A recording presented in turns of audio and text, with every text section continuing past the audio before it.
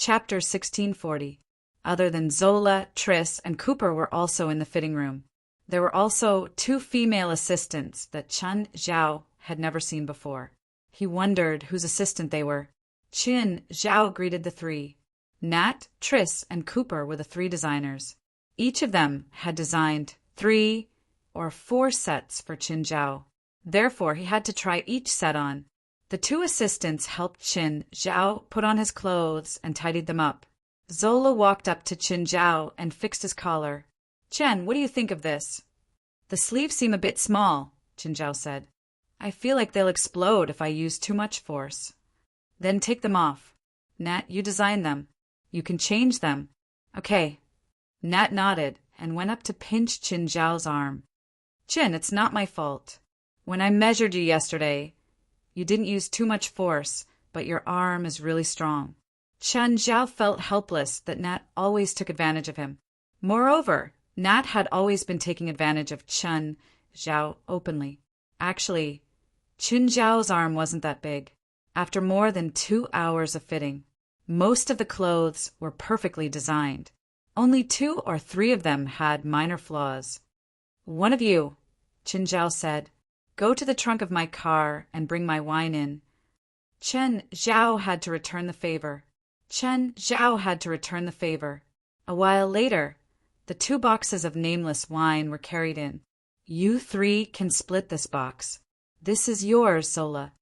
"Chin, these 2 boxes are worth $6 million, Zola said with a bitter smile. "My clothes are luxury goods, but they're not worth that much." The nameless wine had already become an investment target for some investors. The current market price was around $350,000. A box of 9 bottles like this was worth more than $3 million. "I'm not doing business with you," Chen Zhao said indifferently. "If you don't want it, then give it to Raspa for me." Zola couldn't bear to part with it. Nat, Triss, and Cooper obviously wouldn't reject him either. Of course, the 3 still put on a good front. Whether they kept the 3 bottles for themselves or sold them, it would be a huge profit. Even they had to admire Chen Zhao's generosity. As long as they weren't his enemies, Chen Zhao was very generous. "Chen, Jerlin needs new clothes too, right? Children grow very fast, and it's going to be the change of season soon," Trish said. At this time, she did not pretend to be reserved. Having a good relationship with Chen Zhao was more important than anything else. "Chen, I'll send those clothes to Moon Villa after I'm done with them." "Oh, Chen," Zola said, "my models are going to your place to take some fashion photos." "Anytime. By the way, I heard from my father that you have a few sharks, right?" The 3 designers all looked at Chen Zhao. Chen Zhao nodded. "You don't want your model to have intimate contact with my shark, right? Is it dangerous?" "It won't be dangerous if I'm there. Even little Jerlin and little Larissa will play with them. But are you sure your models will dare to take pictures with sharks? There will always be bold ones. These photos will be published in all the magazines. Most models are ambitious." "Okay, let me know when you're coming. If I'm not there, it's the same with Feilai." When Chen Zhao left, the 2 female assistants helped him send his clothes to the car. They did not forget to throw flirtatious glances at Chen Zhao. When he returned home, Chen Zhao realized that Feilai was not there. Little Larissa, on the other hand, was sleeping soundly under the care of an inferior demon. "Where did Feilai go?" Chen Zhao asked the butler. "Mistress is at the rocky beach at the bottom of the cliff." Chen Zhao was confused. What was Feilai doing there? If there was a dangerous place in Moon Villa, it would be the rocky beach at the bottom of the cliff. It was not dangerous, but there was a possibility of falling rocks. It was not dangerous, but Chen Zhao had always forbidden Jerlin from going there. Chen Zhao went down the cliff and saw Feilai standing beside the rocky beach. Most of the other pets were here too. "Feilai, what are you doing here?" "Shoo." Feilai pointed at the bottom of the cliff. Chen Zhao realized that it was Raymond. He was rubbing his body on the rocky beach. "Molting?" Chen Zhao was surprised. Every time Raymond molted, he would grow much bigger. He had already molted a few times before, but before each time, Raymond would tell Qin Zhao in advance. This time, Raymond actually did not tell Qin Zhao. Now, Raymond was already 8 meters long. If he molted again, who knew how big he would be? When Qin Zhao had gone to hell, he had seen Raymond's original body once. Raymond's original body was a monster snake more than 20 meters long. When he had first summoned Raymond, he was only 80 centimeters long. 2 years had passed, and he was also growing in the direction of a monster. Of course, Raymond was not like Amon. Now Amon could not be seen at all. He was no longer related to his original killer whale form. Now Amon was a complete monster. No matter how long Raymond grew, he still had the appearance of a snake. Even if outsiders saw him, they would only think that he was a python. Of course, Raymond's mobility was definitely not something a python could compare to. Right now, Raymond was constantly rubbing his skin. No one could help him now. The only thing Qin Zhao and Fei Lai could do was stay by his side and protect him. They could not let other people or animals disturb Raymond's molting. Raymond seemed to be in pain. Fei Lai was anxious. "Qin, shouldn't you go and help Raymond?" Qin Zhao was speechless. How could I help him? Should he go up and skin Raymond alive? Actually, it was not as difficult for snakes to molt as one would think. In half an hour, the skin on Raymond's head had already fallen off. Raymond kept wriggling his muscles. Gradually, more and more skin fell off. Qin Zhao went up and handed Raymond a demonic crystal. Raymond opened his mouth and swallowed it. If only I could molt. Every time Raymond molts, Master will give him a perfect demonic crystal. Black Ma stuck his tongue out and drooled. "It's simple," White Ma said mockingly. "Just let Master skin you." "Really?" Black Ma still had not reacted. He seemed to be considering the feasibility of this plan. Finally, after almost 2 hours of molting, Raymond finally finished. Raymond finally finished shedding his skin, and his body began to grow crazily in a short period of time. In just a few minutes, he had grown at least 2 meters. Fei Lai went up to collect Raymond's skin. Fei Lai had always been a collector of strange things. Please remember this book's domain name, 9 Heavens Divine Emperor Mobile Version. Chapter 1641. At this moment, Raymond looked almost the same as the monster snake in the movie Anaconda Disaster. But Raymond wasn't a python. He was a poisonous snake. Just like a normal snake, Raymond, who had just shed his skin, looked very fragile. Not long after, Raymond's skin became smooth and textured. Raymond successfully shed. Qin Zhao and Fei Lai prepared a feast for him. Raymond was very wild. Most of the time, he preferred to hunt in the forest behind. He would even bring back some wild game.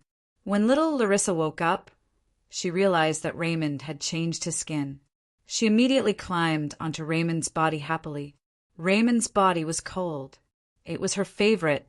After lunch, Qin Zhao was cultivating. Qin Zhao's internal alchemy had doubled in size.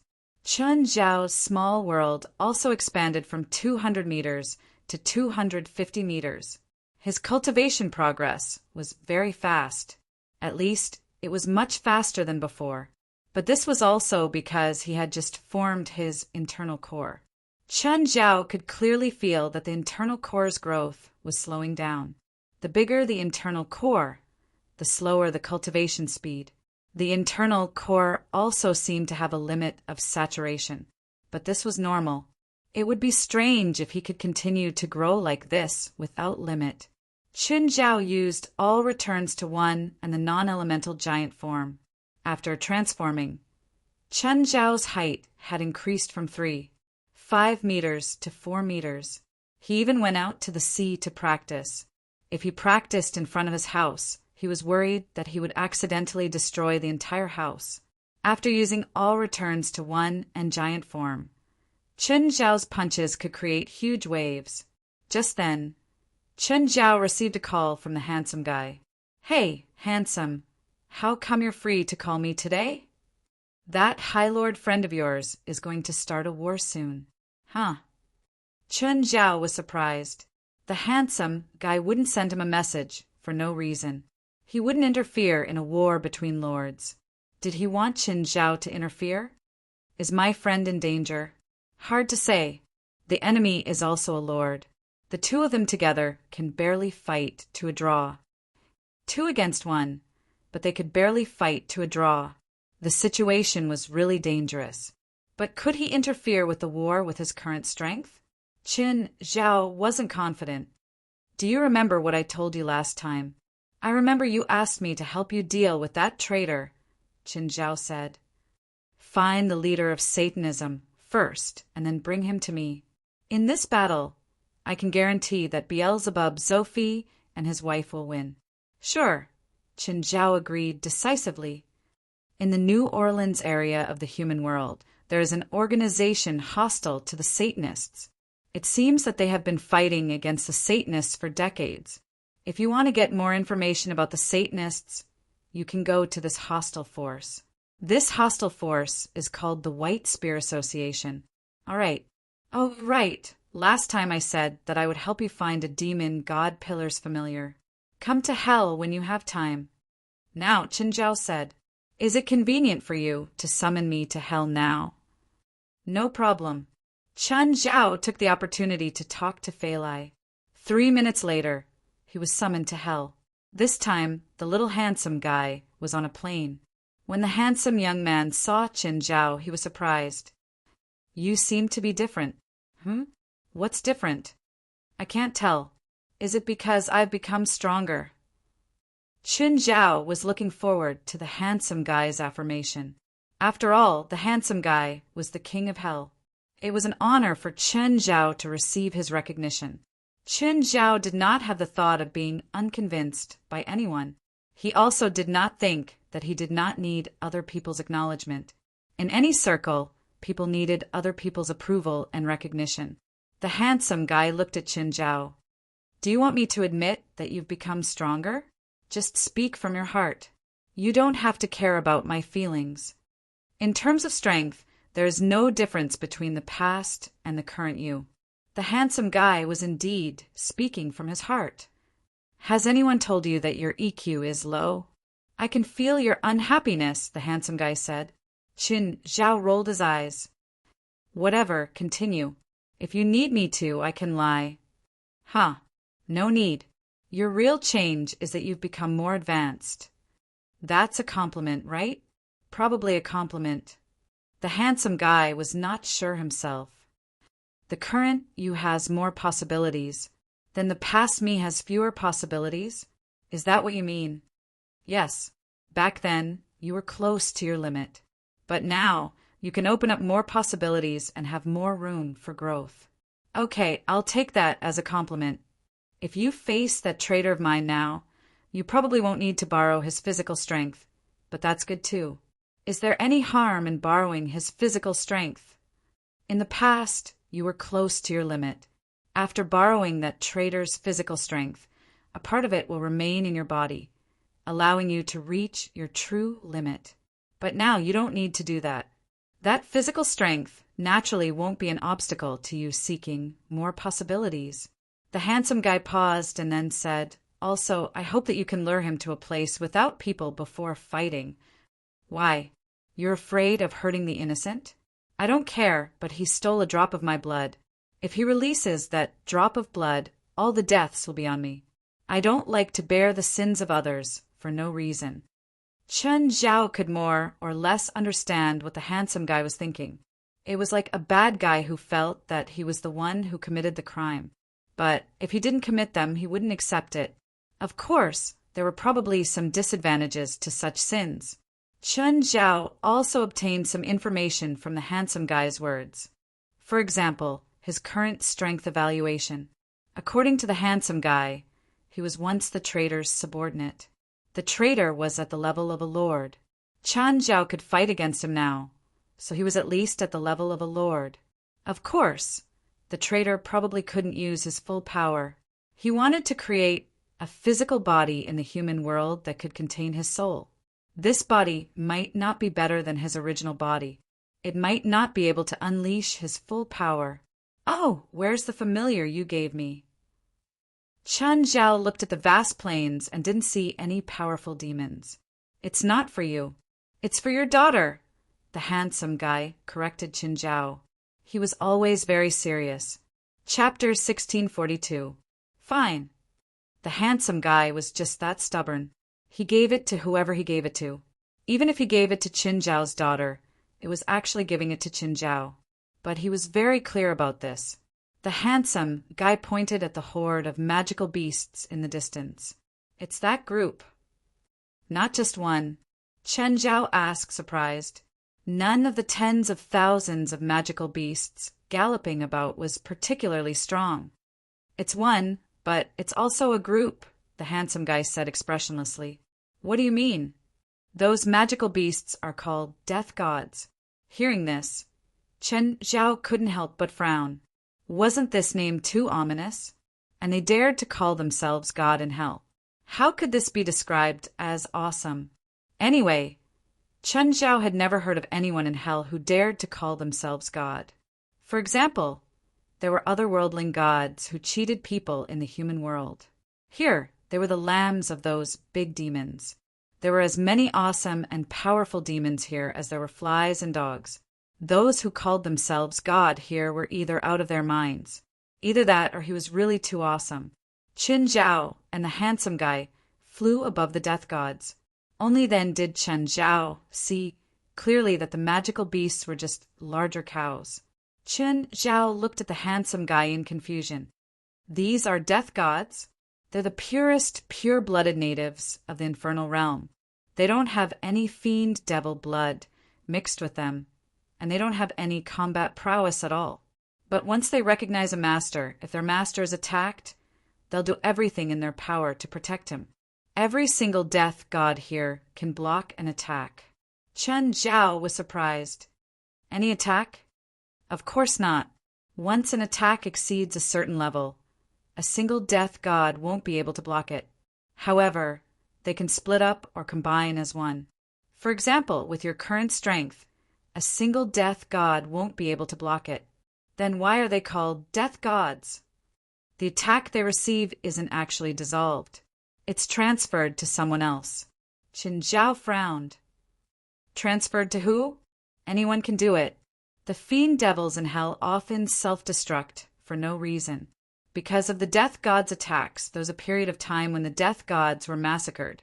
This plane belongs to me, so no fiend devil dares to come here and kill the death gods. Is there a way to lock onto this transfer? Chen Zhao didn't want to protect his family. Then he inexplicably transferred this kind of harm to others. Do you want to use it as a transfer partner? Yes. I don't understand your pity. The handsome guy looked at Chen Zhao in confusion. Didn't you say that humans are complicated? Chen Zhao shrugged. For example, I don't even know if I'm good or evil. All right, although I don't understand, since it's your wish, I'll respect it. Actually, you're complicated too, Chen Zhao said out of nowhere. Is that so? Do I have complexity too? The handsome boy shook his head expressionlessly. No one knew what he was thinking. Take out the demon god pillar. Chen Zhao took out the demon god pillar. You use the sealing magic. I'll suppress these death gods. However, the moment Chen Zhao activated the demon god pillar, the demon god pillar suddenly exploded. A giant hand suddenly appeared in the sky. The hand blotted out the sky. Chen Zhao was dumbfounded. The hand reached for Chen Zhao. The handsome guy's eyes narrowed and the hand shattered. But just then, Chen Zhao felt his body being grabbed. A hand had appeared behind him out of nowhere, grabbing his neck and pulling him into nothingness. Even the handsome guy couldn't save him in time. Chen Zhao had already sunk into darkness. The next moment, Chen Zhao opened his eyes again. Chen Zhao found himself in a strange place. There was no light around him, but there were countless stone pillars. These pillars glowed weakly. It was this light that illuminated the terrain here. There was a huge body before Chen Zhao. It was a woman lying on her side. The woman, who was as huge as a mountain, was supporting her head with one hand, and the other was missing. She must have caught him here, right? She could capture him right in front of the handsome guy. He was definitely a demon king. Qin Zhao walked toward the huge woman. When he walked up to the woman, she opened her eyes. "Hello, Ms. Beria." Actually, it wasn't hard to guess the woman's identity. After all, Qin Zhao had met her for a moment before. He'd also been brought here when he used the demon god pillar. The demon god pillar was Beria's to begin with. It wasn't strange that she sensed it. That's weird. How can a living person enter hell? Beria kept staring at Qin Zhao. "Ms. Beria, why did you summon me here? You have Samuel sent on you. Do you know him?" "Yes, I'm the master of one of his projections in the human world." "You? You're Samuel's master?" "No, just a projection. You also have Beelzebub's bloodline." "I have a friend who's a subordinate of Beelzebub. He gave this to me." "Then how do you know Lucifer?" "When I was summoned to hell by a friend, I happened to meet him." Qin Zhao didn't plan on lying. Lying before a demon was the stupidest thing to do. Qin Zhao didn't think that his lies could fool a demon. "Give me your token," Beria said. Qin Zhao took out a stone sword. Qin Zhao immediately lost control of the stone sword. It flew to Belial by itself. "If I need anything in the future, I'll summon you too." "Yes, Ms. Beria." Qin Zhao didn't have the right to refuse. He didn't think that he had to act like he didn't respect anyone. In the human world, Qin Zhao couldn't ignore anyone. It was even more so in hell. Beria might not be omniscient, but when Qin Zhao faced Beria, she could instantly know many things about him. "Do you have any other orders?" "Ms. Beria." "Oh, one more thing." Qin Zhao's clothes instantly tore. He stood before Beria just like that. "Come up and move." "Air. Can I refuse?" "No," Beria said. Qin Zhao didn't know what he was feeling right now. What was this? But looking at Beria's mountain-like body, Qin Zhao didn't know how to move. He didn't know how to move either. "Ms. Beria, can you shrink a bit?" As soon as Qin Zhao said that, Beria's body was already as big as Qin Zhao's. Qin Zhao could only do it. But halfway through, he said, helplessly, "Can you cooperate?" "How do I cooperate?" "Scream," Qin Zhao said with a headache. Chapter 1643. Putting aside Belial's identity. Her appearance was definitely in line with Qin Zhao's aesthetic standards. This was supposed to be a happy occasion. But the key thing was that Belial really didn't know how to cooperate. "Are you a stone girl?" "No, I have a feeling." Belial knew what a stone girl was. "Then can you stop wailing and howling like a ghost? If you don't know, go get a woman's soul and ask her how to call it." Just then, a woman's soul appeared beside Qin Zhao and Belial. Both Qin Zhao and the woman were shocked. "Where is this?" The woman shivered. She looked like she'd just died. Then they saw a man and a woman doing exercises here. "Hell," Belial said. "Tell me, what should a woman call bed?" I'm in hell? I'm dead? How? The woman broke down. "If you can't tell me what a woman should call bed, then you've lost your value. Don't fight and kill in front of me, especially at a time like this." "Does it affect you?" "Yes, a lot," Qin Zhao said with a dark expression. Qin Zhao's face darkened. "But your lack of reaction is very hurtful for a human male. I'm already very cooperative. I'll find some more human women." "Find some souls that be been dead for a long time," Qin Zhao said hurriedly. Instantly, a few more women's souls appeared. "Who can tell me what to call bed? I can give her an immortal soul." The first woman's soul suddenly shivered. "I know. I can demonstrate." Then she started to act like an erotic in front of Qin Zhao and Belial. Belial copied her. "Oh, I understand." Belial, who'd completely changed, was indeed a great motivation for Qin Zhao. "Is your arm okay?" This arm seemed to have been destroyed by the handsome little guy. Chen Zhao asked worriedly for no reason. Do you like more arms? With that, a few more arms suddenly appeared where Belial's broken arm was. Chen Zhao was speechless. No need for so many. Just one on the left and one on the right. Chen Zhao pulled Belial up and changed their position. They worked for more than 10 hours. Chen Zhao sat on the side and lit a cigarette. Just then, Chen Zhao's clothes appeared by themselves. Your friend is here to pick you up. Chen Zhao looked up and saw the handsome boy walking toward him. Chen Zhao stood up and walked toward the handsome guy. You came. All right, let's go. Chen Zhao nodded and looked back at Belial. However, Belial was nowhere to be found. Chen Zhao shook his head and left regretfully. He didn't know if there would be another chance in the future. Take this. The handsome guy tossed the demon god pillar to Chen Zhao. By the way, do demons like you all lack common sense? Chen Zhao asked. Belial never leaves her habitat. Here. Yes. Then why is she still here? Yes, but she doesn't want to leave here. Do you know what happened between us? Chen Zhao asked. The handsome guy looked Chen Zhao up and down and then nodded. Yes. Is there a problem? What problem? For example, will you be cursed after sleeping with the great demon king? Will there be any side effects? Why do you think so? The handsome guy asked, confused. Whatever, it's fine.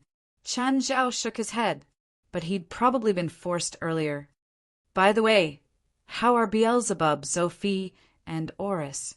I can help them defeat this opponent, but Beelzebub, Zophie's target, already knows his intentions. His target?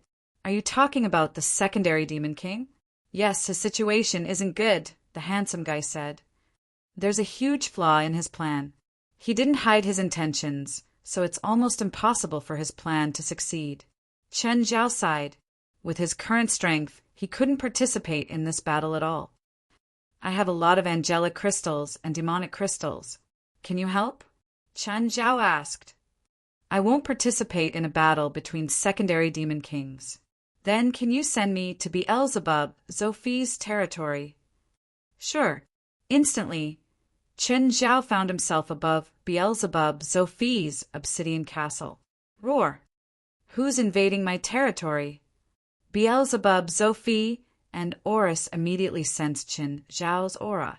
Oris transformed into a fire dragon and charged at Chen Zhao. Oris, it's me. Human? It's you? Are you dead? Oris immediately recognized Chen Zhao. No, someone else summoned me. Is Abitos okay? Yes, he's great. Chen Zhao nodded. Let's go down and talk. After entering the castle, Chen Zhao saw Beelzebub, Zophie. Your Excellency, High Lord. Human, you seem to have grown a lot. I heard that your situation isn't good recently. Yes, I'm mobilizing all my power to wage war against another lord, Beelzebub, Zophie said. If Oris and I lose, then Abitos will never be able to return to hell. You won't lose, Chen Zhao said. I can promise you that you won't lose this battle. Huh? Oris and Beelzebub, Zophie, looked at Chen Zhao. Why? I've already gotten rid of a powerful existence, Chen Zhao said. He'll enter this battle and ensure your victory. Huh? Someone who can enter this battle has to be at least a secondary demon king. Are you sure? Yes, I'm very sure. Chen Zhao nodded. That's not what I want to talk about now. Chen Zhao took out 80% of his angelic crystals. The angelic crystals piled up into a small mountain. Beelzebub, Zophie, and Oris both flew back. Even they would feel pain when facing such a large pile of angelic crystals. These are most of my angelic crystals, Chen Zhao said. Take them out when necessary to turn the situation around. Beelzebub, Zophie, and Oris glanced at each other. Chen Zhao took out half of his collection of demonic crystals. Beelzebub, Zophie, and Oris sucked in a cold breath again. They knew that Chen Zhao had a lot of demonic crystals and angelic crystals, but they didn't expect him to have so many. Human, I don't have enough to trade with you. Just treat it as my investment. You can return it to me when you become a secondary Demon King. How do you know my plan? My friend in hell told me. He also told me about your current situation. Bookmark for easier reading. Chapter 1644. Whether Qin Zhao was willing to admit it or not. Beelzebub, Zophi, and Oris had helped Qin Zhao greatly in the past. Moreover, they were entrusting their child to him now. What was this? This was a family friendship. So, no matter what, Qin Zhao couldn't just stand by and watch their situation. Human, I swear in the name of Beelzebub, Zophi. I swear in the name of Ula Oris. Beelzebub, Zophi, and Oris both looked at Qin Zhao seriously. You will be our brother. We will answer all your summons at no cost. Okay, I'm about to return to the human world. If you need anything else, tell me now. Take care of Abidos for us. That's enough. Qin Zhao could empathize with the two's oaths, but from the perspective of benefits, they weren't that useful to Qin Zhao now. Qin Zhao was only one level lower than them. So what if Qin Zhao summoned them to the modern world at all costs? Through the suppression of the human world's rules. Their power in the modern world would probably be suppressed by at least one level. They would be about the same power as Qin Zhao and probably wouldn't exist in the modern world for long. However, if Beelzebub Zophi could successfully become a secondary Demon King, it would be very important to Qin Zhao. He could really do whatever he wanted in the human world. Of course, it was like Qin Zhao was holding a nuclear warhead that he couldn't use. It was an absolute deterrent, but he definitely couldn't use it. He had to summon a secondary Demon King to the human world, even if he didn't need to pay any price. But both Qin Zhao and the secondary Demon King would need a lot of energy. It was like Qin Zhao was on the moon and talking to a rich man on Earth. Something happened to me on the moon. Come over. How would this rich man go to the moon? Of course, he had to throw money into the water and then have NASA send him up.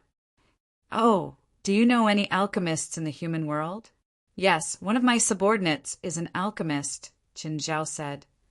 You gave me so many demonic crystals and angelic crystals. I want to make a divine artifact, but I can't. Beelzebub Zophi knew alchemy too. His alchemy skills were definitely better than Ruan Faxi's. However, he needed a large number of angelic crystals to forge a divine artifact. He couldn't even get close to the hill of angelic crystals, let alone create a divine artifact. Help me send these angelic crystals to my treasury. Also, I will give you the design and the required materials as soon as possible. All right. Qin Zhao didn't stay in Obsidian Castle for long. The time limit of 24 hours was up. Qin Zhao returned home. Just then, the butler system contacted Qin Zhao.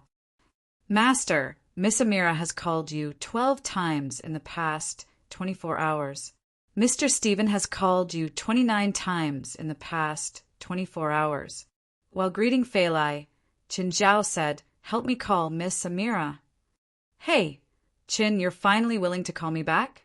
Amira's voice was filled with a hint of complaint. I'm sorry, Amelia. I had something urgent to attend to, so I just got home. Okay. I told you the day before yesterday that I'll help you make an appointment with the cinema chain. Are you free today? If he's not free, I'll tell him to cancel today's meeting. I'm free, Qin Zhao quickly said. After all, Amira was doing voluntary work. Of course. Qin Zhao wouldn't make things difficult for her. Okay, 6 tonight, Marina's restaurant. Don't be late. No problem. I'll be there on time. After hanging up with Amira, Qin Zhao called Stephen. Qin, you asterisk shoal. You're finally willing to call me back. You said that your friend will help us make an appointment with the cinema chain. Is there any progress? I just called my friend. 6 tonight, Marina's restaurant, Qin Zhao said. But we have a favor to ask, so we have to go early. Since they were discussing business, they should act like they were discussing business. even if Chen Zhao rarely came into contact with this kind of business. Chen Zhao had to face it. It wasn't like he didn't care about others just because he had the resources. Steven's movies were good, but if the cinema chain didn't give him face, if they reduced the number of movies, he would be the one at a disadvantage. Of course, the cinema chain also needed good movies to attract the audience. However, this was a business where both sides would benefit if they worked together, while both sides would suffer losses if they split up. As the saying went, good wine fears no dark alley. It was actually wrong in today's society. The aroma of wine was actually afraid of deep alleys. If the cinema chain purposely made things difficult and reduced the number of movies to the minimum, by then the movie's reputation would grow and the popularity would die down. Fei Lai helped Chen Zhao change into a set of clothes. After changing, Chen Zhao pulled Fei Lai over to sit on his lap. Darling, there's something I need to tell you. What is it? Say it. I think I cheated. What? Fei Lai's expression changed. She turned to look at Chen Zhao. I was forced by someone. Are you kidding me? Who in the world can force you? Not from this world. They're not even human. Fei Lai looked at Chen Zhao. Are you serious? Yes. Did you enjoy it? Chen Zhao was helpless. Enjoy? Of course he enjoyed it. As a man, Chen Zhao was even a little happy. No, of course not. Even back then, I was thinking about you. You don't mean what you say. Fei Lai glared at Chen Zhao. Okay, I forgive you. Actually, Chen Zhao telling her the truth was already the greatest respect he could give her. Plus, it wasn't an affair in real life. Fei Lai didn't think she had to get serious. Is that woman pretty? Not as pretty as you, Chen Zhao said. How did she force you? I'll show you. Chen Zhao was about to force himself on Fei Lai. Fei Lai immediately grabbed his arm. Don't, you're the one who changed. It's fine. We still have time. Instantly, the bedroom was filled with the smell of sex. An hour later, the two of them finally stopped. If they didn't have a date at night, they could have continued. After arranging his clothes, Chen Zhao pulled the sheets over Fei Lai, who was lying on the bed. Darling, I'm going out. Come back early. Suddenly, a voice rang in Chen Zhao's mind. Is this how you and your woman do things? Chen Zhao paused. He was too familiar with this voice. You. Why are you in my mind? Guess. Bookmark for easier reading. Chapter 1645. Then learn more. Perform better next time, if there's a next time. Chen Zhao hurried to Marina Restaurant. Stephen arrived soon after. There were only the two of them in the room, so they spoke more casually. Soon, Chen Zhao received Yamala's call. They were already at the door. Chen Zhao and Stephen immediately stood up. They didn't have to go out to welcome them, but standing up was basic etiquette. Yamala led Kefui Bus into the room. Miss Kefui, welcome. Stephen warmly walked up and shook hands with Kefui Bus. It wasn't Stephen's first time meeting Kefui Bus. After all, they were both in the film industry. Stephen was the director and the producer. Of course, he would have connections with the theaters. Chen Zhao was a bit dazed. Kefui Bus was also a bit distracted. He didn't expect it to be Kefui Bus. Kefui Bus also didn't expect to see Chen Zhao here. Hello, Miss Kefui. Chen Zhao reacted quickly. Bus, sit down. Yamala pulled Kefui Bus to a seat. Kefui Bus stared at Chen Zhao. Mr. Chen, are you the producer? Yamala and Stephen raised their eyebrows. They hadn't introduced Chen Zhao yet, but Kefui Bus called him out directly. I'm just one of the investors, Chen Zhao said.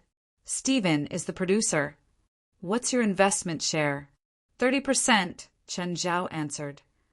I want to see the final cut, Kefui Bus said. Of course. If the cinema chains wanted to schedule a movie, they would first have to look at the sample before deciding how much to schedule.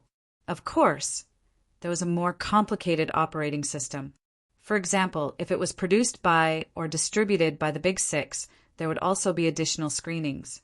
Their film was distributed by Rasfas PLM, so there would also be some additional screenings. Their flaw was the producer. Chun Zhao and Steven weren't part of the Big Six. Even if Steven was a god now, it didn't mean he could do whatever he wanted. When filming the movie, many of the actors were related to the Big Six. This was the sharing of benefits. Even so, their film would still be suppressed by the Big Six. For example, there were 2 movies released at the same time as them that were produced by the Big Six. These 2 movies were deliberately used by the Big Six to snipe Steven's movies. However, these 2 movies could only take up a little of their movie slots. It was also impossible for the Big Six to use a movie made by a beyond grade A movie to attack Steven's new movie, because the risk was too great. After all, Steven was in the limelight. If his new movie did well in the box office, it would mean that other movies would become cannon fodder. This kind of sniping was also risky, so the Big Six were very careful. Kefui Base's gaze was focused on Chun Zhao. "Mr. Chin, how long has it been?" Chun Zhao scratched his nose. "A few months." "Mr. Chin, if you had told me 3 months ago, I would have given 80% of the screen space to your movie. But now, our Bath Group has already signed contracts with a few other movies. We have a guaranteed minimum number of screenings." "Thank you." Chun Zhao had no idea that Kefui Base was in the theater business. Of course, even if he knew, he didn't want to use their past relationship, because he didn't think he was friends with Kefui Base. Steven and Amira were surprised. From Kefui Base tone, it seemed that they had a close relationship. "Base, you and Chun Zhao already know each other?" Amira asked. "Yes." Kefui Base nodded. She looked at Chun Zhao with undisguised passion. "If I want to start a new relationship, he'll be my first choice." Steven and Amira looked at each other. They didn't think that Kefui Base would say something like this in public. "Unfortunately, Chun Zhao doesn't want to develop this relationship with me." Kefui Base laughed self-mockingly. To be honest, Chun Zhao couldn't handle such a straightforward relationship.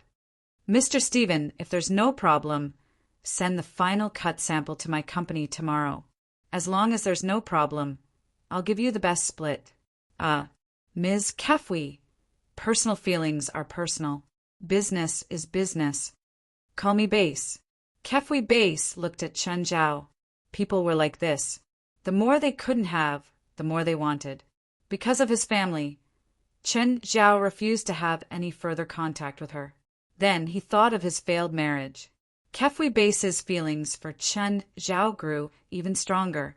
Unfortunately, Chun Zhao really didn't have any feelings for her.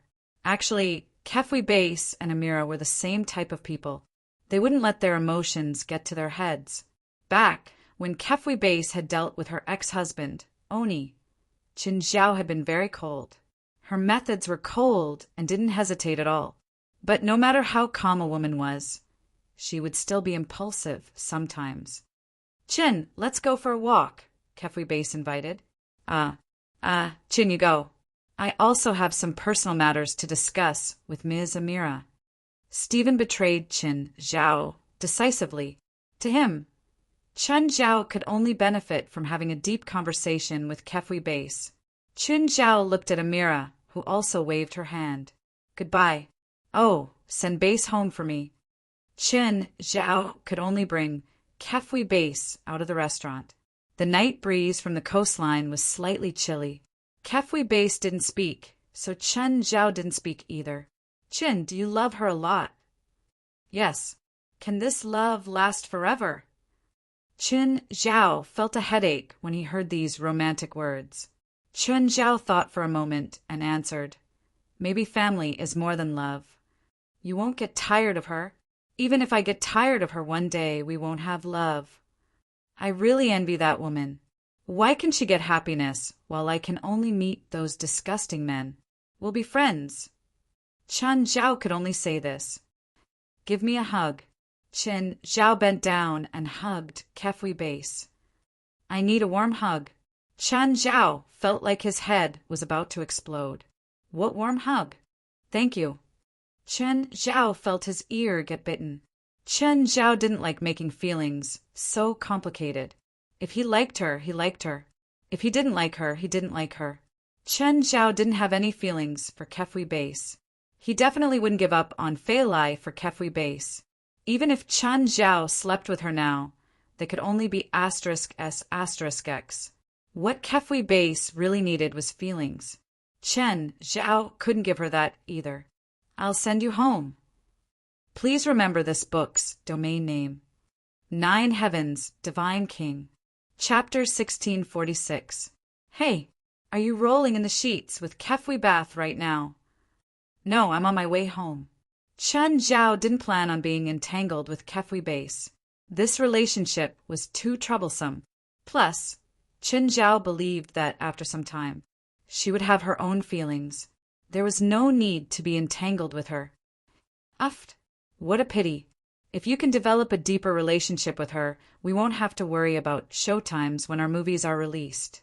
I don't plan on entering Hollywood. With Chen Zhao's capital, it would be good if he occasionally invested in 1 or 2 movies. He wouldn't be able to make it big in Hollywood.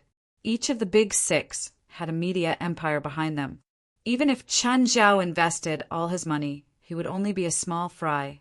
Plus, the total profit of the big 6 might not be much. Hollywood's total box office in North America last year was only $12 billion. How many of those movies lost money? Hollywood's biggest profit wasn't the box office either. The cake was only so big. If Chen Zhao went in and snatched food from the tiger's mouth, actually Stephen was just joking. Even he could only make 1 movie with Chen Zhao and Rasva. No matter if the movie's box office was successful or not, Stephen wouldn't make any more foreign movies. It wasn't that Stephen didn't want to work with Chen Zhao. It was because he had no choice. Hollywood's internal power was deeply rooted. No one could shake it. When Chen Zhao returned home, it was already very late. After changing, he lay on the bed and asked softly, "Are you asleep?" "I'm back." Fei Lai's arms were already around Chen Zhao's neck. "Hey, Belial, are you still there?" Chen Zhao asked. "I'm here. Are you going to start acting again?" "In the morning, Fei Lai. I'm going to New Orleans in a few days." "How many days?" Fei Lai drank a glass of milk. "I'm not sure." "Okay, go early and come back early." Just then the housekeeper spoke. "Master, Ms. Alex is calling. Would you like to connect now?" "Connect," Chen Zhao said. "Hey, Chen, what is it?" "You said last time that you needed an assistant. One will come for an interview today." "Okay, what time is your appointment?" 10 in the morning, at my office." Chen Zhao looked at the time. It was already past 8, just in time to go to Alex's law firm. "I'll go out now." Fei Lai helped Chen Zhao tidy up his clothes. Only then did Chen Zhao leave slowly. Bossamai was wearing thick glasses and sitting in a conference room. The coffee in front of her had already gone cold. In front of her was a thick stack of papers. Bo Simi looked at the time from time to time. The interview was supposed to be at 10 o'clock, but now half an hour had passed. Bohemia kind of wants to go. After some hesitation, Bohemia stood up and walked out of the conference room. She went to Alex's office and knocked on the door. "Come in." Bohemia pushed the door open and entered. "Miss Alex, if it's not convenient today, we can make another appointment."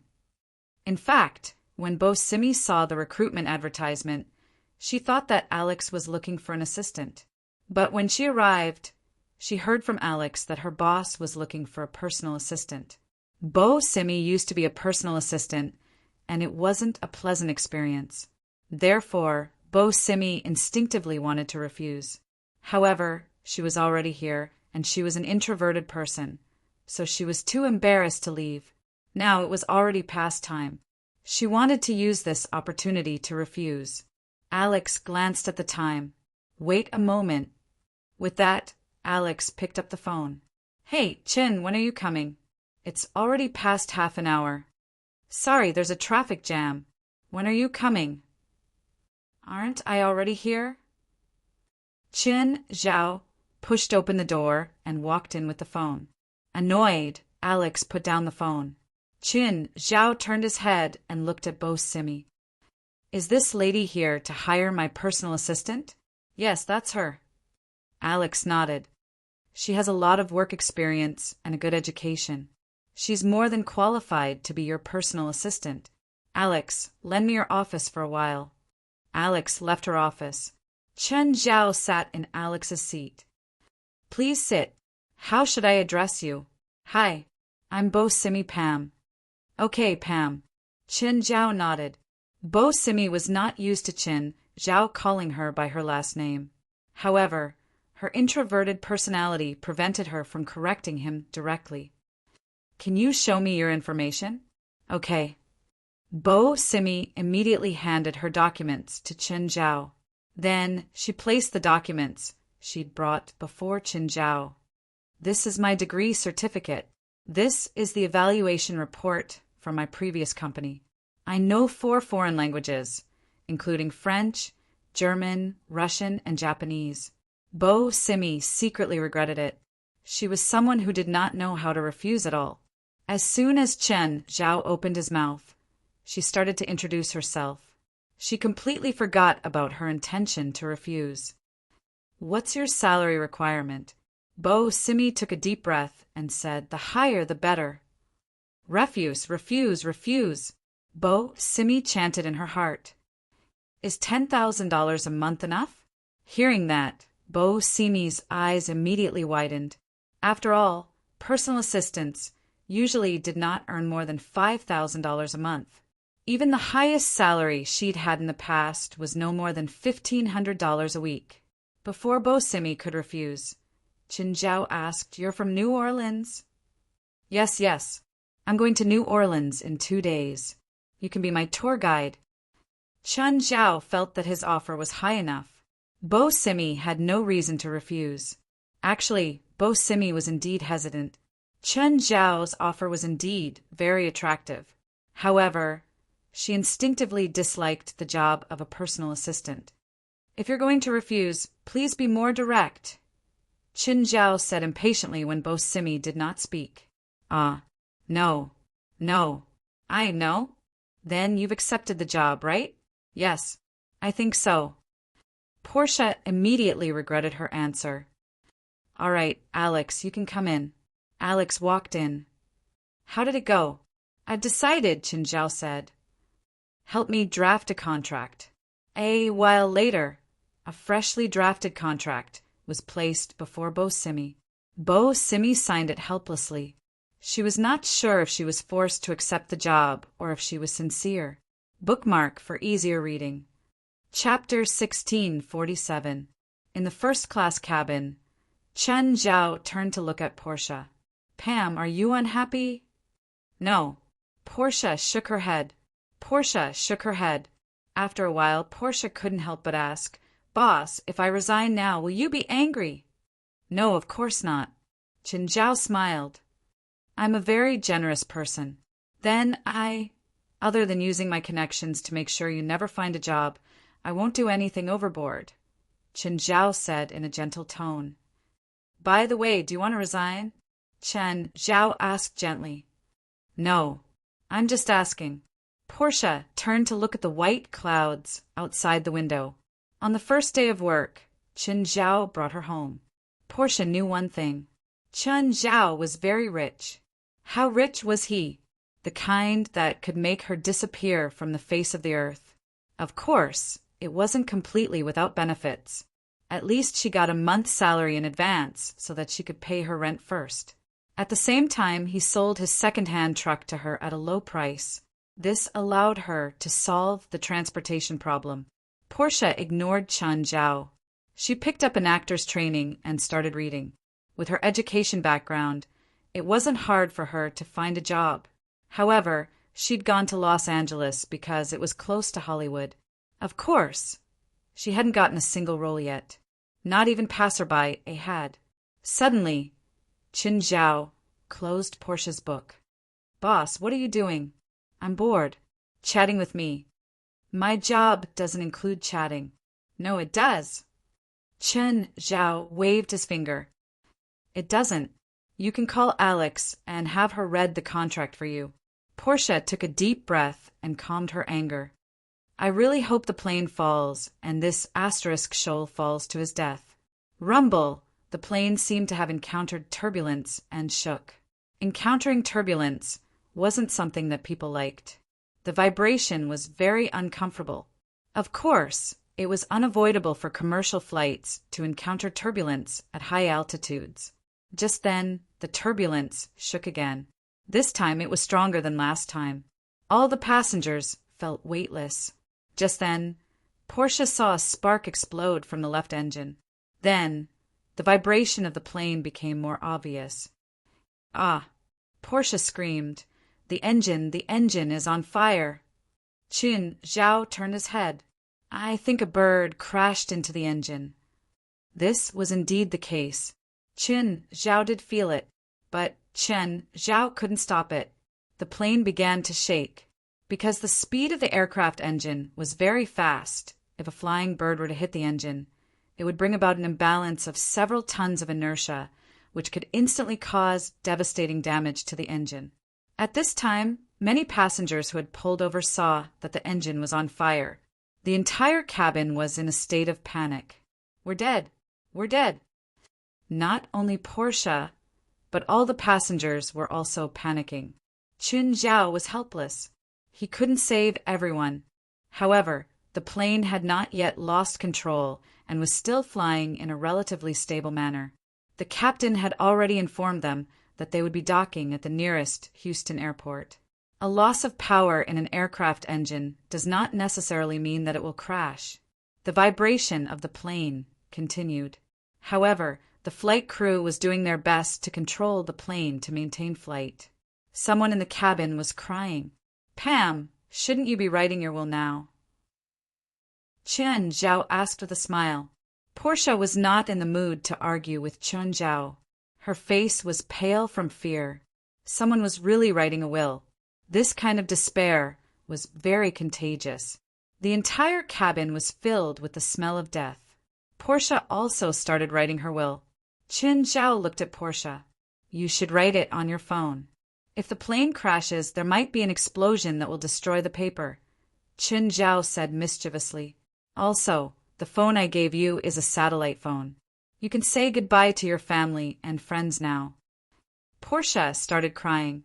The more Chen Zhao said sarcastically, the more panicked and desperate she became. Crying was also contagious. The entire cabin was crying.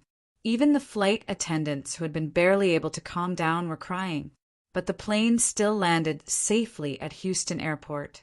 In the end, all the passengers landed safely on the air mattresses. When they stepped on the ground, the solid feeling made them feel like they had been reborn. Portia looked at Chen Zhao, who was fixing his hair. She recalled that Chen Zhao didn't seem to have any negative emotions before, from the beginning until now, apart from his bad words and actions. He didn't show any panic or despair. Portia gritted her teeth at Chen Zhao. Weren't you scared just now? I heard your curse just now, so I think this accident happened because of you. Chen Zhao looked at Portia and said calmly. Portia gritted her teeth in anger. The two walked out of the airport. Let's go rent a car, Chen Zhao said. There would usually be a car rental company at the airport in America. Portia hadn't completely calmed down yet. Can I? No, Chen Zhao reminded. Don't forget that you still owe me money. 10 minutes later, Portia drove a car to Chen Zhao. Portia was already very tired. Houston wasn't that close to New Orleans. It was close to 600 kilometers. It would take at least 6 hours to drive. Boss, I'm very tired. Can you drive? I'll drive for a while. You can drive in the middle. Chen Zhao finally said something reasonable. But even if Chen Zhao drove, it didn't mean that Portia could rest. Chen Zhao chattered nonstop. Every time Portia closed her eyes, Chen Zhao would wake her up. Boss, can you let me rest for a while? I'm very bored, Chen Zhao said confidently. You're my personal assistant, Chen Zhao said confidently. You should help me solve my boredom. You must have professional ethics. But Portia was really tired. She'd just experienced a plane accident. She was mentally and physically exhausted. Hey, wake up! Portia woke up again. Is it my turn to drive? We're in New Orleans. Where's the hotel you booked? Chen Zhao asked. We're in New Orleans already. Portia looked out the window. It was already night. Portia rubbed her eyes. Suddenly, she jumped up. Oh no, I forgot to book a hotel. Book it now, Chen Zhao said calmly. If you forget again, I'll deduct your salary. Please remember this book's domain name. 9 Heaven's God King. Chapter 1648. Boss, how many days? Make a reservation for 3 days, Chen Zhao said. What level? I want the best room. It wasn't peak season, so there were still empty rooms, even without a reservation. If it was peak season, they'd probably have to stay in a motel. Portia booked the best room for Chen Zhao and a regular room for herself. She gave the waiter $10, and the waiter quickly sent their luggage to the room. Portia really needed a good night's sleep. After arranging the luggage, Chen Zhao left the hotel. Chen Zhao just wandered around aimlessly. He had no destination. On one hand, he was unfamiliar with New Orleans. Also, he wanted to try his luck outside. He hoped to encounter some spiritualists or supernatural events. The chances of encountering supernatural incidents at night were quite high. Plus, Chen Zhao's small world already covered 300 meters. It was like searching for a needle in a haystack. But it wasn't completely random. Chen Zhao didn't encounter any supernatural events or spiritualists. Instead, he was targeted by 2 hoodlums.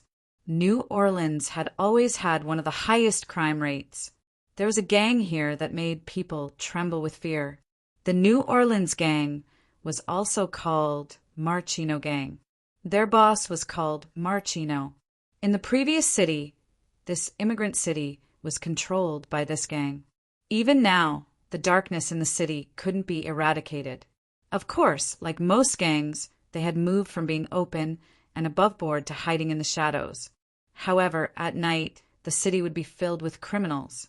More than 100 police officers died in the line of duty in this city every year. Being a police officer here was the most dangerous job in America. There were black radical organizations and the infamous 3K party here. It wouldn't be an exaggeration to say that this was the darkest city in America. The 2 people following Chen Zhao were 2 men in hoodies. They'd been following Chen Zhao since he left the Hilton Hotel. When they realized that Chen Zhao was Asian, they followed him. Chen Zhao didn't care. As long as they didn't attack first, Chen Zhao would pretend that they didn't exist. Of course, they didn't attack because it wasn't too late. Plus, there were some people nearby. It wasn't convenient for them to attack. Both of them had daggers in their pockets. He probably wasn't a newbie. Moreover, they were very experienced and patient. If it were a normal newbie, they would have attacked the prey immediately. Why would he follow this path? Chen Zhao finally reached a place with no one around. The 2 behind him immediately quickened their pace.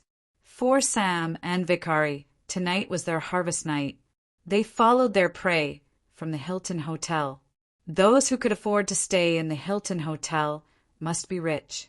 Even the cheapest room in the Hilton Hotel cost $200 per night. Moreover, they had been observing for a long time. He didn't see any brand on the prey's clothes. However, the fabric of the clothes was definitely of high quality. After waiting for a long time, the Asian finally walked to a place where there was no one. The 2 of them quickened their pace to catch up. Sam quickly ran to Chen Zhao and blocked his way. Vicari, on the other hand, blocked Chen Zhao's escape route. Kid, hand over the money. Sam waved his butterfly knife in front of Chen Zhao. Do you have cigarettes? He asked. What? Sam felt that his aura was a bit weak. He immediately yelled fiercely. Kid, do you know what's going on? It's a robbery. If you know what's good for you, take out your wallet. Chen Zhao took out his wallet and took out a stack of new bills. Is this what you want? Under the dim streetlight, Sam and Vikari could still see the bills in Chen Zhao's hand clearly. It was at least $2,000. We're rich. Both of them couldn't help but lick their lips. Chen Zhao waved his hand, and the bills rained down. You. Sam and Vikari were both stunned. They didn't understand Chen Zhao's intentions. Kid, looks like you're itching for a beating, Sam yelled angrily. Vikari, teach him a lesson. Right now, all Sam could see was the bills on the ground. Ouch! Vikari's pained howl woke Sam up. He saw Vikari covering his nose. Blood seeped out of his fingers. Die! Sam charged at Chen Zhao with his butterfly knife. Ouch! Sam was punched in the face. Just like Vikari, his nose was bleeding and he'd lost a few teeth. Sam still wanted to struggle, but Chen Zhao punched him again. Ah! Sam's fingers were under Chen Zhao's foot. Help me pick up the money. Ah. Okay. I'll pick it up. Let go. Sam and Vikari wanted to cry, but no tears came out. They'd done a dozen robberies before. They'd never seen someone so cruel. Chen Zhao didn't kill the two hooligans. It wasn't worth it. When they attacked him just now, they used knives, but they didn't want to kill him. Chen Zhao guessed that it was their first time using knives. In the past, the people they'd robbed were terrified when they saw their knives. Sam and Vikari endured the pain and picked up all the money. They wanted to take the money and run, but they were worried that their friends would fall into Chen Zhao's hands. Chen Zhao took out 200 bills and stuffed them into Sam's pockets. Consider it your payment. Do you have cigarettes? Sam covered his nose and took out a pack of cigarettes that was half full. Where can I eat? My treat. Sam and Vikari glanced at each other. They'd both been in the gang for a few years. They couldn't guess Chen Zhao's identity. However, Chen Zhao clearly had their intentions. Otherwise, he wouldn't waste time with them here. Sir, is there anything I can do for you? No rush, Chen Zhao said casually. Let's find a place to sit. The two made up their minds. As long as they weren't hired as informants, everything was fine. Everyone in the gang knew that being an informant was the most dangerous. The two brought Chen Zhao into a 24-hour restaurant. The bearded man standing at the cashier had a gun hidden under the cabinet. When he saw the three enter, he was very cautious. He didn't heave a sigh of relief until Chen Zhao slapped 2 big bills on the cashier. By the way, are there any places in New Orleans that are rumored to be haunted? Sir, why do you want to know? I'm just curious, Chen Zhao said casually, leaning against a chair. Just then, the bearded man walked over with hamburgers, sandwiches, and drinks. I do know, Big Beardy interrupted. Uncle, sit. Chen Zhao pulled out a chair. Chapter 1649. Big Beard was the owner of the restaurant. It was open every night. However, there would always be 1 or 2 robberies every month. That wasn't a high number. In fact, Big Beard had even been robbed 7 days in a week. Of course, there were successful robberies and failed robberies. Most of the time, Big Beard would take out the gun he hid under the cashier and the robbers would run away. Big Beardy could tell where Vikari and Sam were from just by looking at them. But Chen Zhao couldn't tell. Judging from Chen Zhao's clothes, he should be rich. He just didn't understand why he would hang out with people like Sam and Vikari. But they didn't have the intention to rob. Big Beard wasn't as vigilant as before. After Chen Zhao's invitation, he sat down and started chatting with Chen Zhao. There used to be a toll station on the Sibruk Coast Highway, but it's long been closed and abandoned, Big Beard said. Drivers passing by often see people at the abandoned toll station. I've seen them before too. I know, Sam immediately interrupted. Sam immediately interrupted and said, It's said that more than 20 years ago there was a tragic car accident at the toll booth on that highway. At that time, there were more than a dozen cars queuing at the toll booth. In the end, a tanker full of fuel was loaded directly into the toll booth. As a result, the staff at the toll booth and more than a dozen waiting cars were all set on fire. More than 30 people died. Yes, Sam said. The toll station was demolished not long after. but a stop at the edge of the highway has been kept. The government says it's to commemorate the victims of the accident, the bearded man said, but there are also rumors that the place is haunted. Every time the construction team tries to demolish it, they encounter an accident, so they never touch the station entrance again. The road has been diverted for a few hundred meters, but the passing vehicles can still see the station entrance. I once passed by that road and saw a figure at the roadside station. Apparently, they're the victims at the toll station. They don't know they're dead, so they keep wandering there. Everyone's interest was piqued, and they began to speak one after another about the paranormal incidents that they had either heard about or experienced personally. Of course, with Chun Zhao's knowledge, he could tell that most of it was fake, but there were a few that he couldn't tell if they were real or fake. For example, he couldn't find any flaws in the toll station, but he couldn't tell if it was real or fake before he confirmed it himself. After all, it wasn't difficult to fabricate a more realistic, supernatural event. Boss, it's been a pleasure chatting with you. Picking up a burger, Chun Zhao stood up and stuffed a $100 bill into Beardy's hand. At the same time, he called out to Sam and Vikari, "Let's go." "Sir, if you come again tomorrow night, I will continue to tell you stories." The bearded man was very happy. Not only did he kill time, but he also earned tips. Sam and Vikari were cautious as they left the restaurant. Actually, at this time they wanted to escape. But since Chun Zhao didn't want to let them go, there was nothing they could do. "Do you have cars?" Chun Zhao asked. Both Sam and Vikari wanted to say no. As a matter of fact, they had a small old car. "I'll stay in New Orleans for a while. I wanted to hire you for $500 a day. But since you don't have a car, forget it." With that, he turned to leave. "Okay, I'm leaving. Bye." The two immediately caught up. "Yes, we have a car. We have a car." What a joke! The two of them robbed for a few days, but they still couldn't get $500. Usually, each successful robbery would only get a few $100s. Sometimes it was even less.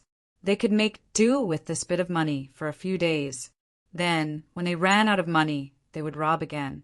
This was basically their daily life. They didn't succeed every time. Now, Chun Zhao was going to hire them. Plus, it was $500 a day. This one was much easier than robbing others. It was also much less risky. "Sir, what do you want us to do?" "I want to go to the locations of the supernatural events you mentioned." Sam and Vikari exchanged glances. What exactly did this rich guy want to do? But it wasn't hard at all. They'd thought that Chun Zhao wanted them to do something risky. They didn't expect this. They already thought that Chun Zhao was a rich guy looking for excitement. That was all. What did they have to hesitate about? Soon, Sam and Vikari got into the car with Chun Zhao. The first place they went was the Seabrook Coastal Highway. After half an hour, they reached their destination. Sam parked the car by the side of the road and looked at a sentry box dozens of meters away. That's the original toll station. Chun Zhao sat in the car and looked at the abandoned toll station in the distance. As expected, there was an unusual aura. "Sir, do you want to go take a look?" "No need," Chun Zhao said. "Let's go to the next place." With Chun Zhao's eyesight, he could tell at a glance if there were any supernatural events or not. There was an unusual aura here that couldn't escape Chun Zhao's eyes. Sam and Vikari didn't know what Chun Zhao was planning. But now that Chun Zhao was their employer, they naturally listened to him. Then the two drove and took Chun Zhao to many places. There were about a third of the places with real supernatural events. "Is there any place you haven't been to?" "Sir, we've been to all of them," Sam and Vikari said. "By the way, I remember a few days ago one of our friends said that something happened to his girlfriend's family. His girlfriend's entire family went crazy, except for his girlfriend who was with him at the time. The police reported that they accidentally ate hallucinogenic and poisonous food. However, his girlfriend doesn't seem to be normal these days. She doesn't dare to go home recently. Do you know where she lives?" "Yes." "Then let's go take a look." Half an hour later, The car stopped outside a house in a community. There was a dim light in the house, and the curtains were drawn. That's weird. Is there someone living here? Could it be Bonka's girlfriend who came home? Didn't I hear that his girlfriend has been staying with him recently? Chun Zhao could feel that there were two evil spirits in the house. They were very fierce ones. Also, what Sam and Vikari saw wasn't light. It was real Willow, the wisp. But Chun Zhao didn't plan on subduing them for now. Anyway, there was no one living in the house. I'll give you a mission, Chun Zhao said. Sam, from tomorrow onwards, wait outside the house and see if anyone comes in. If a stranger enters or leaves, remember to follow that person. Vikari, go to the Seabrook toll station and keep watch. It's the same. Here's $1,000 for today's work. Send me back to the hotel now. Please remember this book's domain name, 9 Heavens, Divine Emperor. Chapter 1650. Sam and Vikari were dumbfounded. What kind of mission was this? They didn't understand at all. However, this $1,000 was the real deal. They couldn't find a reason to reject it. Plus, it wasn't a risky mission. At least, that was what they thought. When they reached the hotel, Chun Zhao looked back at the two people in the car. Let's get a better car tomorrow. It's so uncomfortable. Sam and Vikari were helpless. They didn't have the money to get a better car, unless they used all the money Chun Zhao gave them to buy a new car. They would probably be able to meet Chun Zhao's requirements. Sam, what do you think that guy does? Who cares? He has money anyway. Sam couldn't be bothered to think that much. He thought that Chun Zhao was just a rich person looking for fun. The next day, Portia felt extremely comfortable. She'd slept so well, but after checking the time, she was so scared that she scrambled up to wash up. It was already 9 in the morning. She'd slept for more than 10 hours. Chun Zhao's temper wasn't good. Portia hurried to Chun Zhao's room. Chun Zhao's door was open. 2 waiters were pushing a dining cart, preparing breakfast for him. Portia entered the room and saw that Chun Zhao was doing his morning exercise. Breakfast is ready. Please enjoy. After Portia tipped them, the 2 waiters bowed and left. Portia thought to herself as she looked at the prepared breakfast. This guy's even so extravagant for breakfast. This breakfast alone cost more than $1,000. Portia glanced at Chun Zhao, who was still running on the treadmill. She secretly picked up an egg roll and stuffed it into her mouth. But before she could swallow, she realized that Chun Zhao was already standing before her. Cough, cough. Portia almost choked to death. Sit down and eat together, Chun Zhao said calmly. No need to sneak around. Then he went into the bathroom to wash up. Portia's face was bright red. She didn't know whether to sit or stand. After a while, Chun Zhao walked out of the bathroom. Portia's eyes widened when she saw Chun Zhao's figure. She couldn't help but swallow. She didn't expect this guy to have such a good figure. You're not eating? Chun Zhao sat on the sofa. Portia wanted to eat.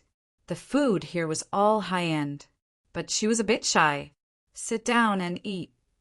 After Chun Zhao spoke for the second time, Portia finally sat down to eat breakfast. Boss, do you have any plans for today? Just walking around. Do you have any recommendations? Chun Zhao asked. New Orleans Art Gallery. Want to go? No. Chun Zhao rejected immediately. I don't have any artistic talent, so I can't pretend. Mr. Chin, do you want to see the longest bridge in the world, Lake Pontchartrain Bridge? Sure. The Lake Pontchartrain Bridge consists of 2 parallel bridges spanning Lake Pontchartrain, with a total length of 422 kilometers. The second bridge is 16 meters longer than the first, and this project was completed in 1969 last century. In one section of the Pontchartrain Bridge, there is an artificial island, a holiday resort for tourists. When you're full, help me choose a set of clothes. Boss, I'm not your servant. You need to ask Alex about the job of a personal assistant. All right. Portia was helpless. After getting dressed, he said, "Drive the car to the hotel entrance." Portia's lips twitched. Instinctively, she wanted to reject him, but after considering the situation, she gave up on the idea. She was already subconsciously following Chen Zhao's orders. Portia was obviously driving today. She was countless times more familiar with New Orleans than Chen Zhao. "Boss, what business do you have in New Orleans this time? Do I need to prepare anything?" "Nothing. You don't need to worry about that." Portia was speechless. Her expertise was completely useless against Chen Zhao. She was almost reduced to Chen Zhao's servant. No, not almost. She was already reduced. But when the car reached the entrance of the Lake Pontchartrain Bridge, it was stopped. "What's going on?" Chen Zhao asked. "I don't know." Portia shook her head. There was a checkpoint ahead. It was set up by the military. Chen Zhao and Portia got out of the car and looked ahead. Just then, Chen Zhao saw a familiar-looking person. Demi Sonnenfeld. She seemed to be in charge here. She also saw Chen Zhao. She had a huge grudge against Chen Zhao. Back then, Demi's father, Sonnenfeld, had gone bankrupt because of Chen Zhao. Then, Chen Zhao had killed her commanding officer, Lieutenant Paul, in the Las Vegas desert. Chen Zhao had been very careful and didn't leave any evidence. However, Demi's hatred for Chen Zhao wouldn't disappear just because there was no evidence. Demi walked toward Chen Zhao. "Why are you here?" The disgust and hatred in Demi's eyes couldn't be hidden at all. "Uft. Looks like you got promoted. Did you replace Paul's position?" Chen Zhao looked at Demi with a smile. "I know you did it. Don't think I don't know. Lieutenant Paul's death is definitely related to you." Demi looked at Chen Zhao, gritting her teeth. "How's your father?" Chen Zhao asked, smiling. Demi exploded. Her father had gone bankrupt and owed tens of millions of dollars to the bank. Although Demi had brought him home now, her father had always been depressed. However, her father had always been depressed. He drank alcohol every day and was dispirited.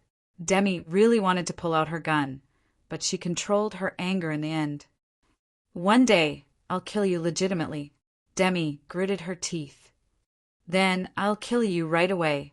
Chen Zhao scoffed at Demi's threat. On the other hand, Portia broke out in a cold sweat. Chen Zhao had a huge grudge against this military officer. Would he make things difficult for them? "Ms. Demi, can you tell me what happened?" "It's none of your business," Demi snorted. "It's fine if you don't tell me," Chen Zhao said calmly. "You have your own way to find out anyway." "Then go find your way. Everything here is a military secret. If you keep asking, I can arrest you for endangering public safety and spying." "Uft. Please don't scare me. Otherwise, my lawyer team might go to the Department of National Defense." The most annoying group of people in the world was definitely lawyers, especially the lawyers in the United States. There were definitely existences that could go against the heavens, the earth, and the air. They dared to sue the government, the military, and even the United Nations. There was nothing they didn't dare to go against. They were a bunch of mad dogs. Unfortunately, Chen Zhao had a bunch of mad dogs like that. Demi didn't have a legitimate reason to arrest him. Even if it was a legitimate arrest, Chen Zhao could guarantee that Demi would lose her military position. Chapter 1651. Actually, Demi was just trying to scare him. She knew that she couldn't do anything to Chen Zhao for now. Unfortunately, Chen Zhao's temper was too terrible. He wasn't even willing to suffer a loss with his words. Chen Zhao patted Demi's shoulder without hesitation. "Your father has already gone bankrupt. If you lose your job, I think your father's creditors will pounce on you like mad dogs and tear your father apart. So, you better think carefully before you speak." Demi's expression turned even uglier. Now that she had a military position, she could barely protect her father. If she lost her commission, her father would probably be sued by his creditors and thrown into prison.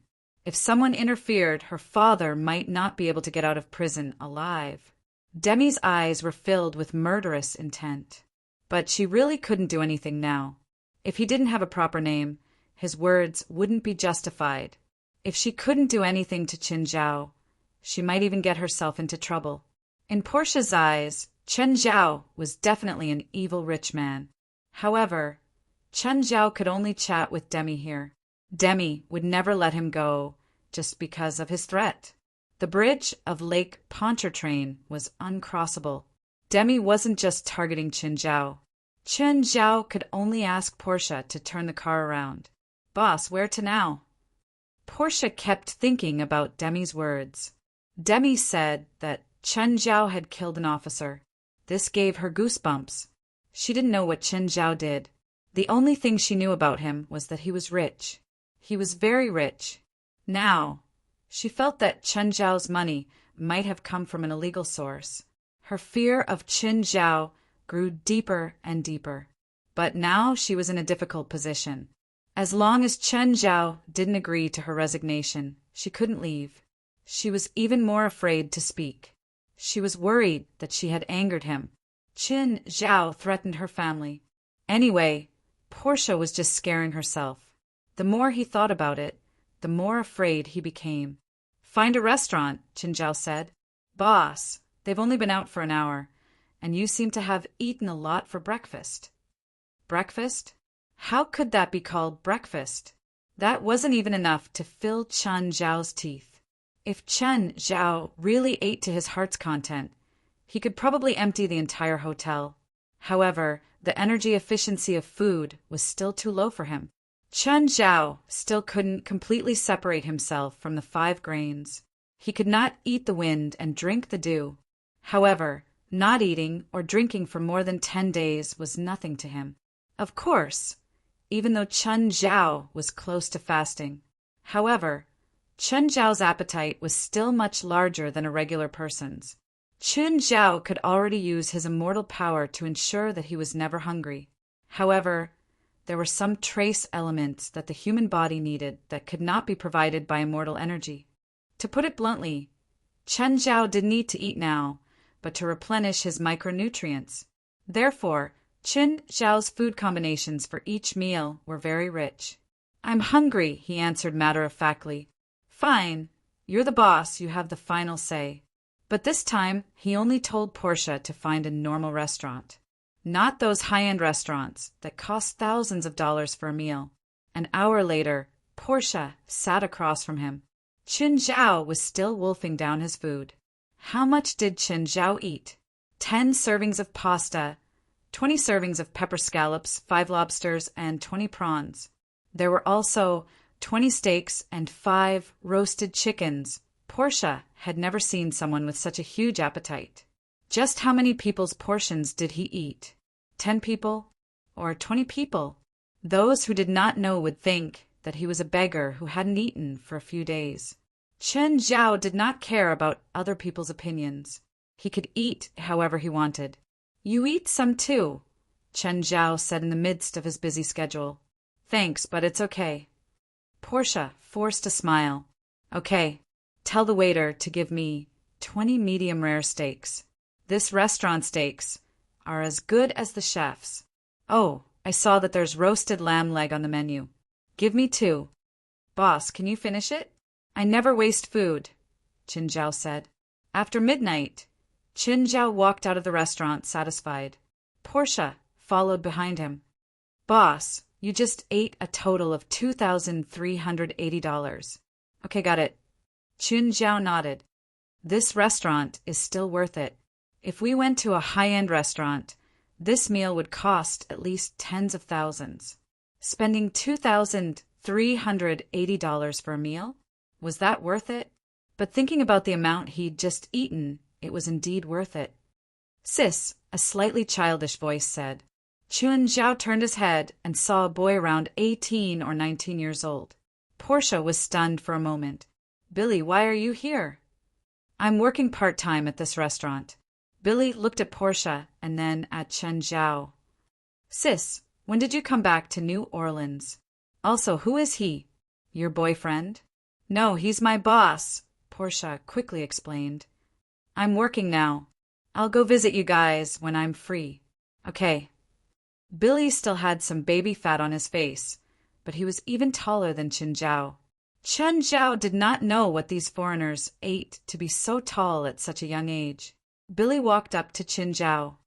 "Don't bully my sister, or I'll teach you a lesson. Portia, come to my room tonight. I have something I need you to deal with." "Ah," Billy's face darkened. Chen Zhao smiled faintly. "If you continue to threaten me, your sister's job will be very difficult. Kid, don't trouble your sister with your immature way of thinking." Billy's face darkened. Billy's face turned red, and he stared at Chen Zhao hatefully. "Sis, don't work for him anymore." "Billy, don't mind my business." Portia did not want Billy to get involved. Chen Zhao was clearly not a good person. If Billy angered him, the consequences would be unimaginable. Billy's face turned green as he watched Chen Zhao and his sister leave. He also felt that Chen Zhao was not a good person. If his sister worked for him, she might encounter indescribable trouble. No, he had to think of something. "Boss, Billy's just a kid. Don't lower yourself to his level." "Of course not," Chen Zhao replied, smiling. "I won't lower myself to a kid's level." "Then where are we going now? Is there anything more memorable in New Orleans?" "There's a street in New Moon City that sells traditional handicrafts. Most of the ancestors are French and Italian craftsmen. New Moon City's handicrafts are very famous." Chapter 1652. Actually, New Moon City was another name for New Orleans. But in New Orleans, there was an old part of the city that had always been called New Moon City. Because that area was more conservative, it had a very traditional architectural style and atmosphere. Chen Zhao listened as Portia introduced New Orleans. He could not help but interrupt. New Moon City has such a stylish name. Why was it changed to New Orleans? New Orleans was named after Louis XV regent, the Duke of Orleans, Portia said. But New Orleans has another name. You definitely don't know. What name? City of the Dead. Isn't this name too ominous?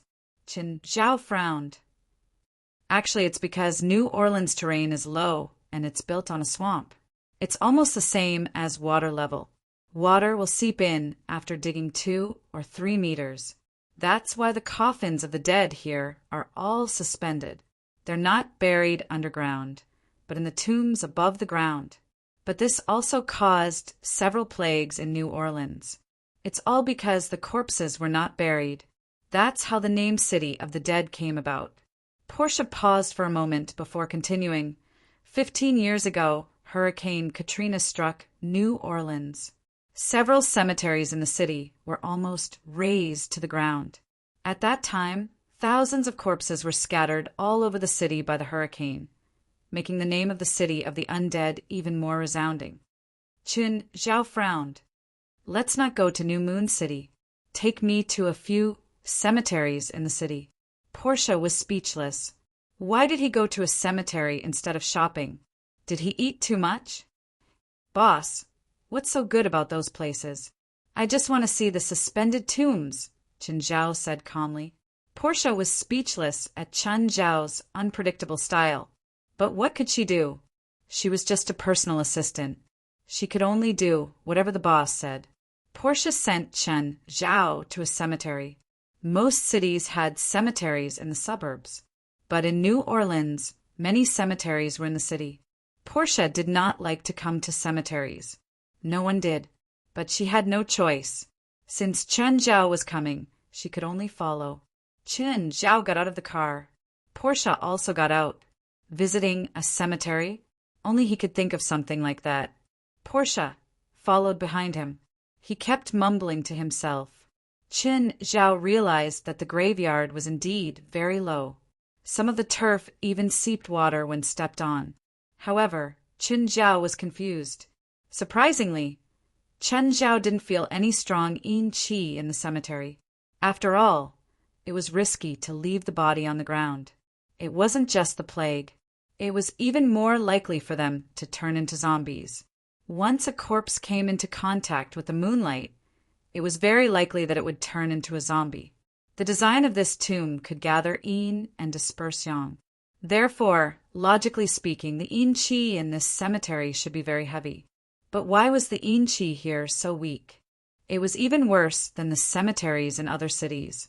Chen Zhao continued walking in the cemetery. Most of the mausoleums in the cemetery maintained a European architectural style. Actually, it was just a smaller version. Some of the mausoleums in the cemetery were relatively new. Many of the older parts were severely damaged. Portia felt very uncomfortable. Not everyone could stand in front of a stranger's mausoleum for a few minutes. Are you not feeling well? Chen Zhao looked back at Portia. Portia's expression was very ugly. Isn't that obvious? Are you feeling well? Okay. Chen Zhao really didn't have any other expression on his face. There was a problem here.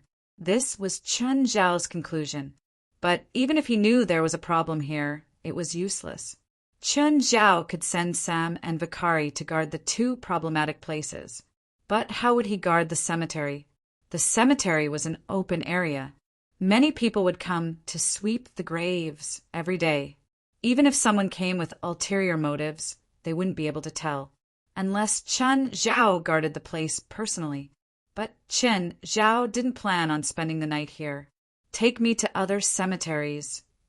Boss, why are you here? I plan on investing in a cemetery.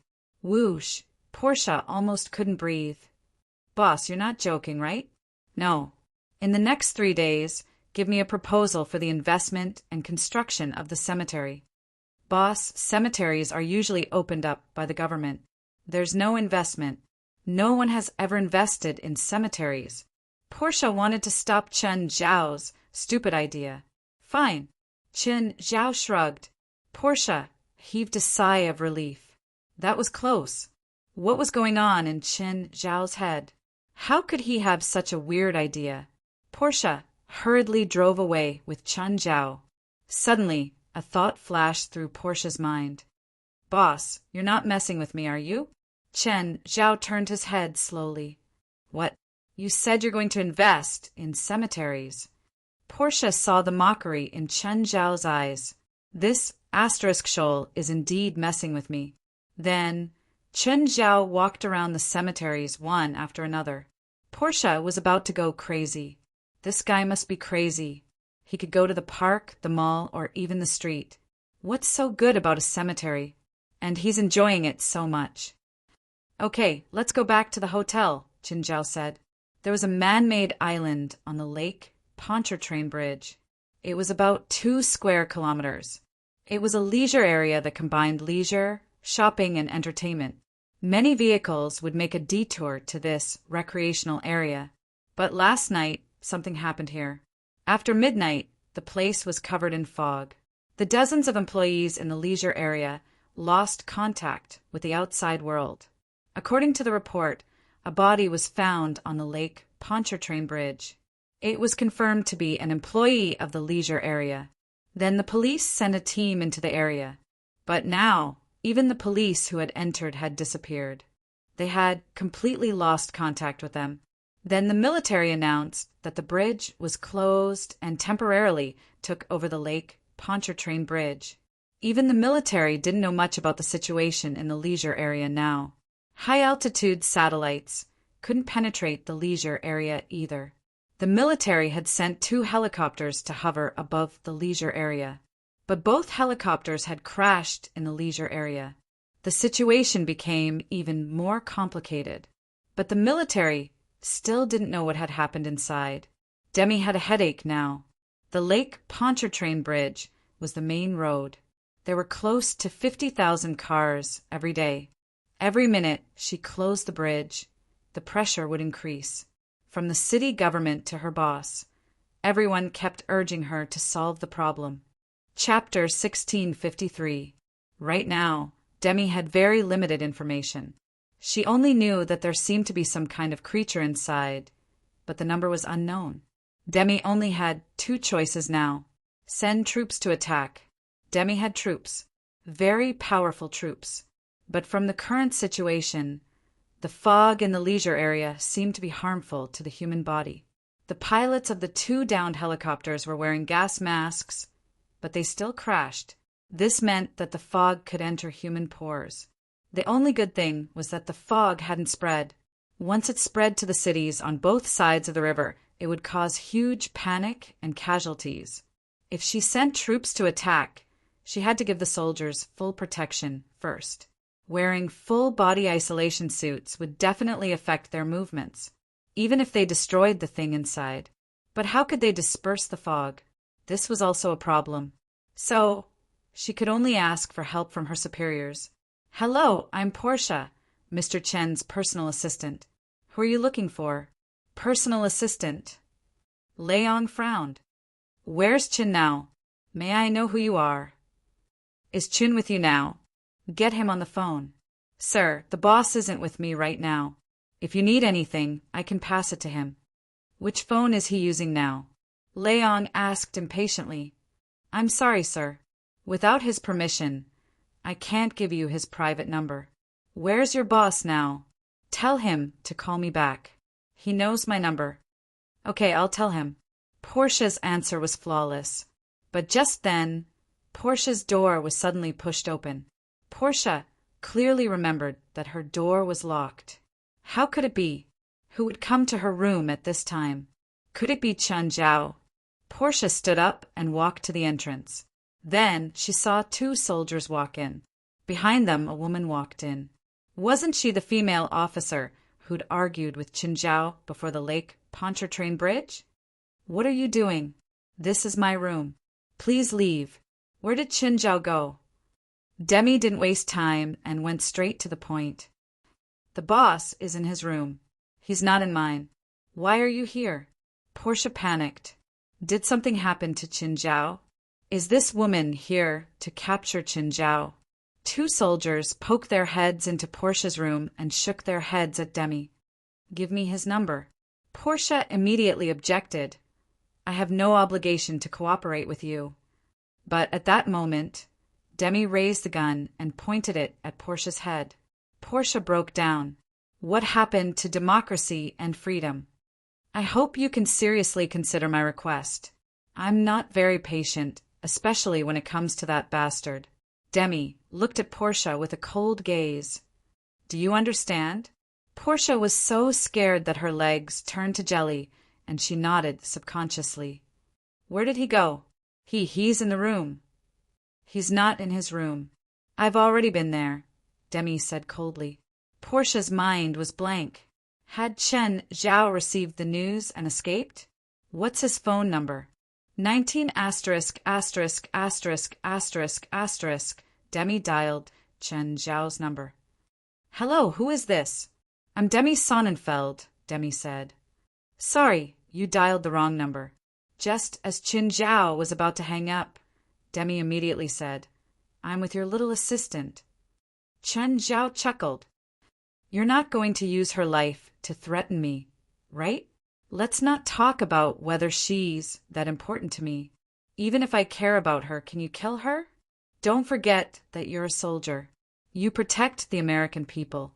The military has the power to force conscription during special times. She'll become a soldier soon and go on a dangerous mission." "Okay, what do you want to talk to me about? Where are you right now?" "Playing outside." "Why?" "Go back to the hotel immediately." "I don't have time. If you want to wait, then wait.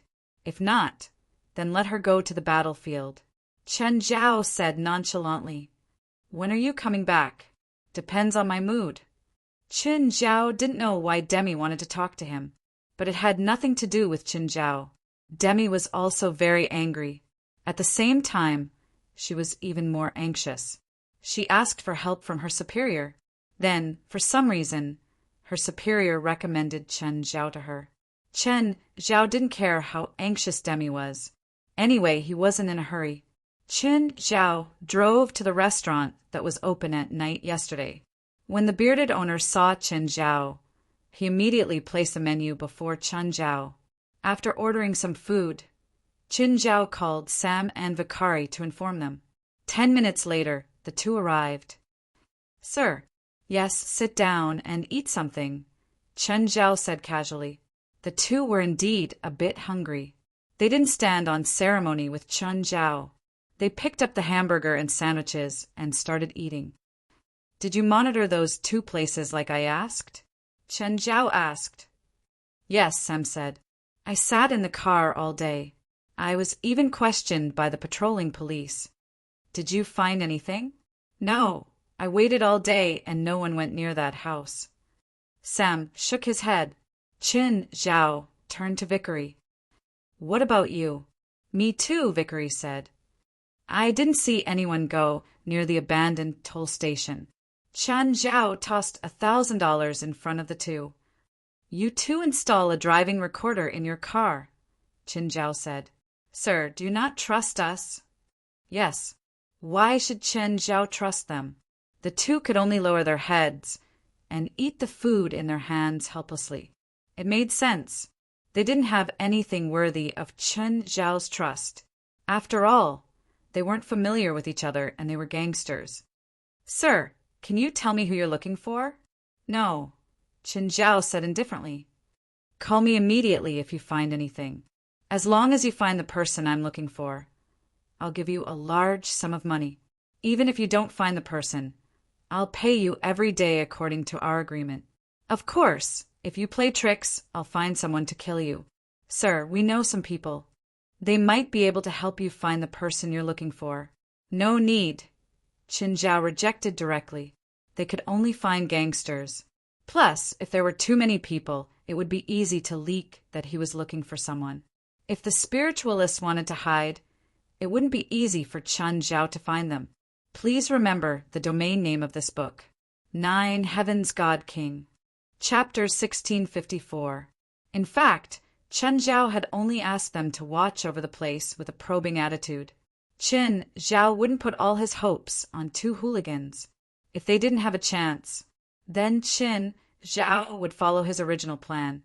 If you guys watch the place for me at night, I'll pay you 500 more. Sam and Vickery looked at each other. They didn't know who Chen Zhao was looking for. But Chen Zhao's price wasn't low. Even a private detective wouldn't pay 1,000 a day. Chen Zhao obviously wasn't that rich. It was mainly because the mission was dangerous. Of course, Chen Zhao didn't plan on letting them take the risk. As long as they found someone, they could call Chen Zhao immediately. Mr. Chen, does tonight count? I promise I won't play any tricks, Vickery said sincerely. Sure. Chen Zhao nodded. Call me if you find anything. Okay, I'll go back now. With that, Chen Zhao stood up and left. Demi was still waiting for him in the hotel. He hoped that Portia hadn't broken down yet. Chen Zhao whistled and returned to the hotel. As soon as he entered the lobby, he saw a few people staring at him. Judging from their auras, they should be soldiers. What? Are they going to beat me up? Chen Zhao couldn't be bothered with them. It was impossible for him to kill them in front of everyone. Chen Zhao whistled and entered the elevator. The soldiers in civilian clothes followed them in. A minute later, Chen Zhao arrived at Portia's floor. There was only one person standing in the elevator. The others were all lying on the ground. The soldier broke out in a cold sweat. They were soldiers who had been trained for a few years. They could definitely do something on the battlefield. But in the end, they were all beaten down by that man in less than 10 seconds. Chen Zhao pushed open Portia's door. Instantly, a gun was pointed at Chen Zhao's head. Bang! In the room, Portia and Demi saw a soldier fly in. They lay on the ground and didn't get up. Demi's expression darkened as she watched Chen Zhao walk in. You'd better explain to me why you hit my people. You'd better explain to me why your men pointed a gun at my head. At the same time, he turned to Portia. Portia, I heard that something happened to you, so I immediately came back to save you. Are you touched? Portia looked at Chen Zhao as if she was looking at a demon. She had heard the conversation between Chen Zhao and Demi very clearly. This guy didn't care about her life at all. Demi took a deep breath and suppressed the anger in her heart. Mr. Chen, in the name of the military, I would like to hire you as a special consultant. Not interested, Chen Zhao said indifferently. Demi could trick Portia, but that didn't mean she could trick Chen Zhao. You have no right to refuse. Huh? Chen Zhao laughed mockingly. And then, Demi knew that being tough was useless, so she could only calm herself down and try her best to control her emotions. Mr. Chen, consider it as hiring. The military will pay you. Fine. How much do you want to pay me? Chen Zhao asked. $2 million. Portia sucked in a cold breath. So much money. Didn't Demi have a grudge against Chen Zhao? Why did she hire Chen Zhao now? And $2 million, right off the bat. Portia had thought that Demi was here to capture Chen Zhao, but things weren't what she had imagined at all. Do you know that even if I don't do anything, my monthly income is close to $70 million? Chen Zhao looked at Demi. In other words, the pay you gave me isn't even enough for a day's income. Also, given the bad record of the military, I'm doubtful if the military can keep its promise. After all, I don't want the Las Vegas incident to happen again, right? Portia was completely dumbfounded. $70 million a month? What kind of joke was this? Was Chen Zhao a drug dealer? Tell me, how much do you want?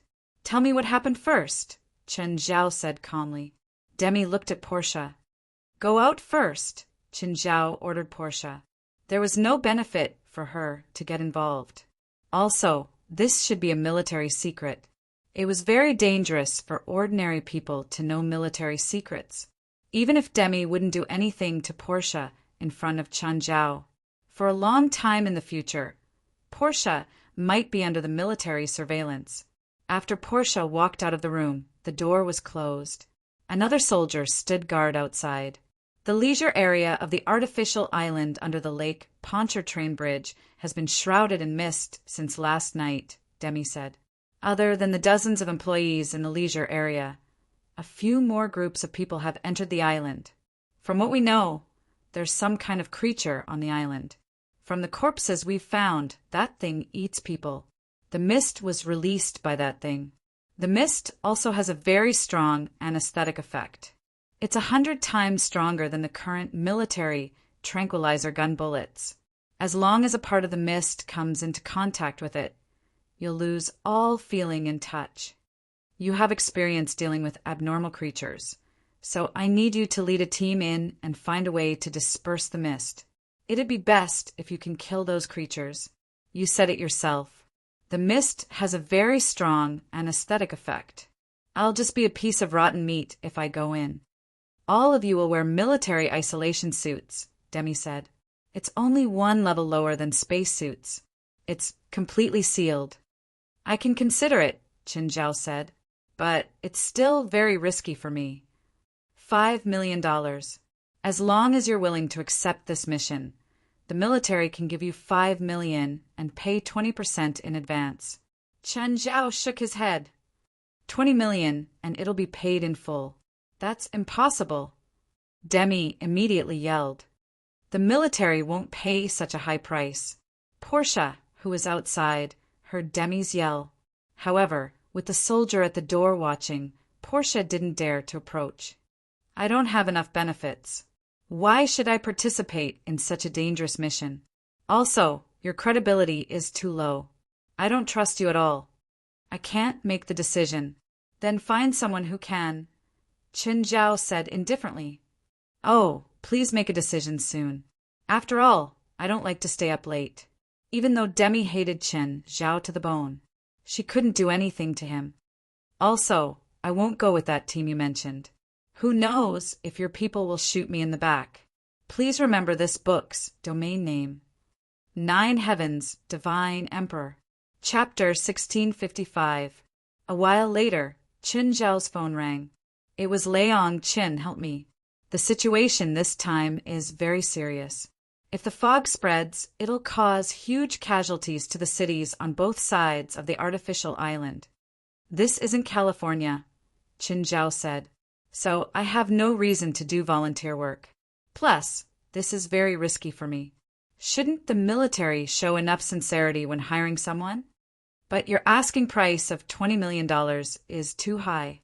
No, it's not high at all, Chen Zhao said. I think it matches my current value. Chen, just do me a favor. We're friends. Of course, I'm willing to help you. Huh, we're friends? Chen Zhao didn't believe it himself, let alone Leong. They'd never been friends, but they weren't enemies now. That was all. Leong was someone who prioritized benefits.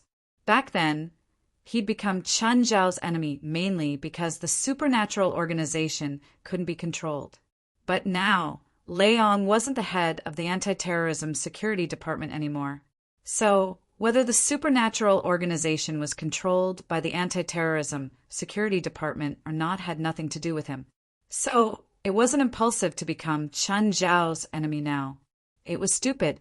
The Lake Pontchartrain Bridge incident this time had nothing to do with Leong. Leong was just helping his colleague. It could also be considered an exchange of benefits. If Chen Zhao helped, he was helping him. If he didn't help, he wouldn't get hurt. Anyway, Leong was doing a business without buying or selling. So you agree? Leong, something's wrong with my body recently. I accidentally hurt myself while practicing magic. I can die at any time, so I need to save money for my family. Okay, I understand. I'll send your condition to the military. A while later, Demi came to Chen Zhao with a murderous expression. My superior has already agreed to your request. I can give you the money, but I'll only transfer it after you solve the problem. Cough. I haven't been feeling well recently. I'll go back and sleep. Wait, I can transfer 20% first, Demi said. Goodbye, 50%. I'll transfer you $10 million first. I want everything, not a penny less. Demi gritted her teeth at Chen Zhao. Chen Zhao didn't trust Demi or the military. If the military wanted to renege on the debt, there was nothing he could do. Of course, it wasn't completely impossible. It was nothing more than mutual harm. But in the end, it was still Chen Zhao who was at a disadvantage. Okay, $20 million US. I'll transfer the money now. Demi compromised in the end. There was no other way. Chen Zhao was too stubborn, and every minute the Lake Pontchartrain Bridge was blocked was a penny lost. The pressure on Demi increased as well. If this matter could not be resolved satisfactorily, then her development in the military would come to an end. The money has been transferred. Chen Zhao nodded and walked out of the room. Portia said, "Help me check if there's any cash in my account." "Yes, boss," Portia replied carefully. A minute later, Portia stared at Chen Zhao in shock. "Boss, you just received $20 million US. Very good." Chen Zhao finally looked satisfied. In any case, it was not a loss to make $20 million US in one night. "You can go now, right?" "Of course. Hurry up and take me there. I really want to save those in danger right now." Demi felt like her fists were thirsty. If not for the fact that she couldn't beat Chen Zhao. She really wanted to kill Chen Zhao now. "Boss, where are you going?" "Shopping," Chen Zhao said. "You want to come?" "Really? Shopping?" "Yes." "Where's the nearest cemetery?" "Help me check." Portia was about to break down. "Boss, I'm tired." "Forget it," Chen Zhao said considerately. "You can rest." When Chen Zhao and Demi arrived at the elevator, Demi saw that her subordinates were all injured. Demi's face darkened. "Who did it?" Everyone looked at Chen Zhao. Demi glared at Chen Zhao. "You dare to attack my people?" Demi had always been a very protective person. Seeing her subordinates get beaten up, her anger exploded. "Are they your people? I thought they were bad guys with bad intentions." Chen Zhao looked at Demi innocently. It was as if he was saying, "Trust me." "You better not die in there," Demi cursed Chen Zhao viciously. "Effed. So many people want me to die, but I'm still alive and well." Chen Zhao glanced at Demi. "But the people who curse me will most likely die. You should be careful." They arrived at the checkpoint at the Lake Pontchartrain Bridge. Demi found the adjutant and asked, "What's the situation now?" "The fog has expanded by 10%. We found another corpse in Lake Pontchartrain. Nothing else has changed. How's the preparation for our assault team?" We've already organized a team of 20, the adjutant said. We're just waiting for the commander's order. Our assault team will enter the artificial island. Demi looked at Chen Zhao. Are you sure you want to go alone? Anyway, I won't go with your people. With our grudge, I doubt you'll order your subordinates to shoot me. The aide looked at Chen Zhao in surprise. He didn't know Chen Zhao.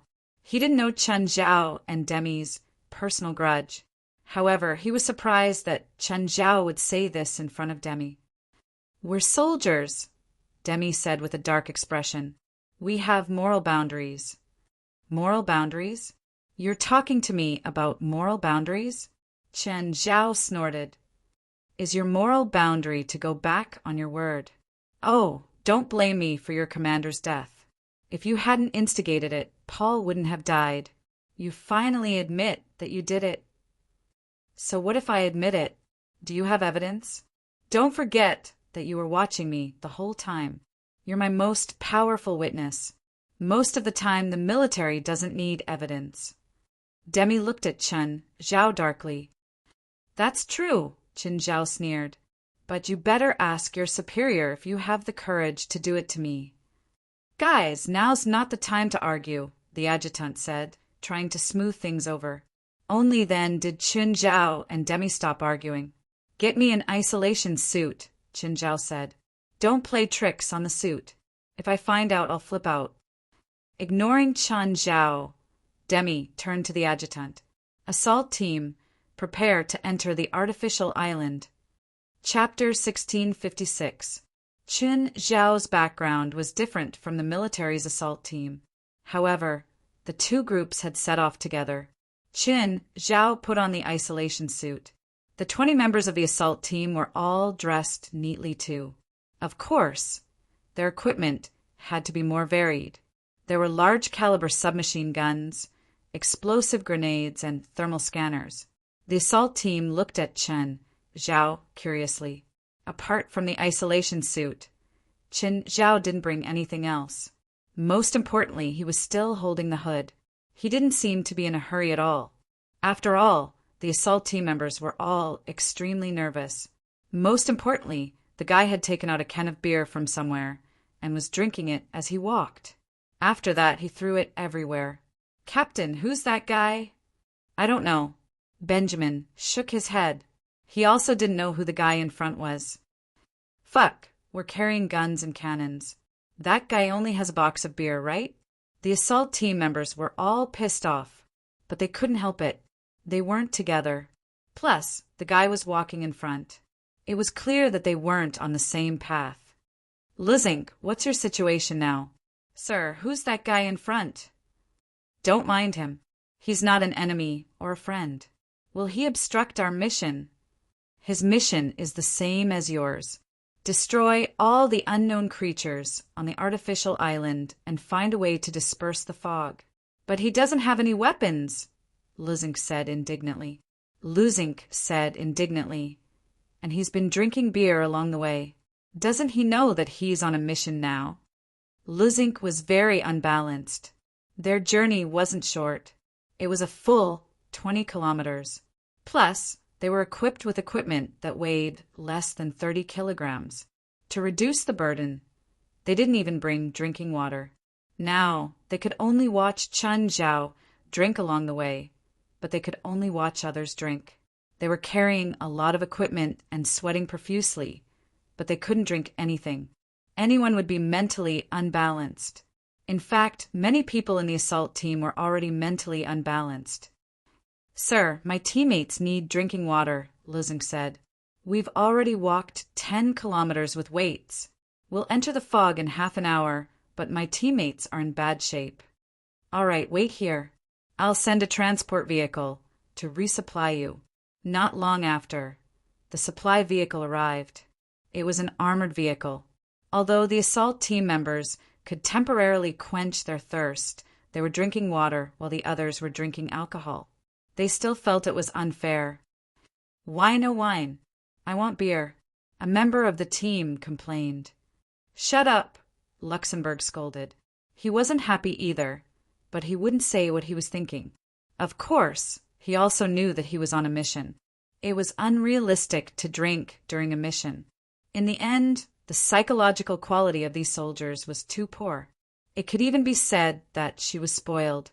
After the assault team replenished some of their energy, they continued to move forward. By then, Chen Zhao had already disappeared. Suddenly, Luxembourg stopped in his tracks. "Stop!" Luxembourg came to the side of the bridge, where there was obvious damage to the concrete. There were also fresh bloodstains on it, and from the looks of it, it was very fresh.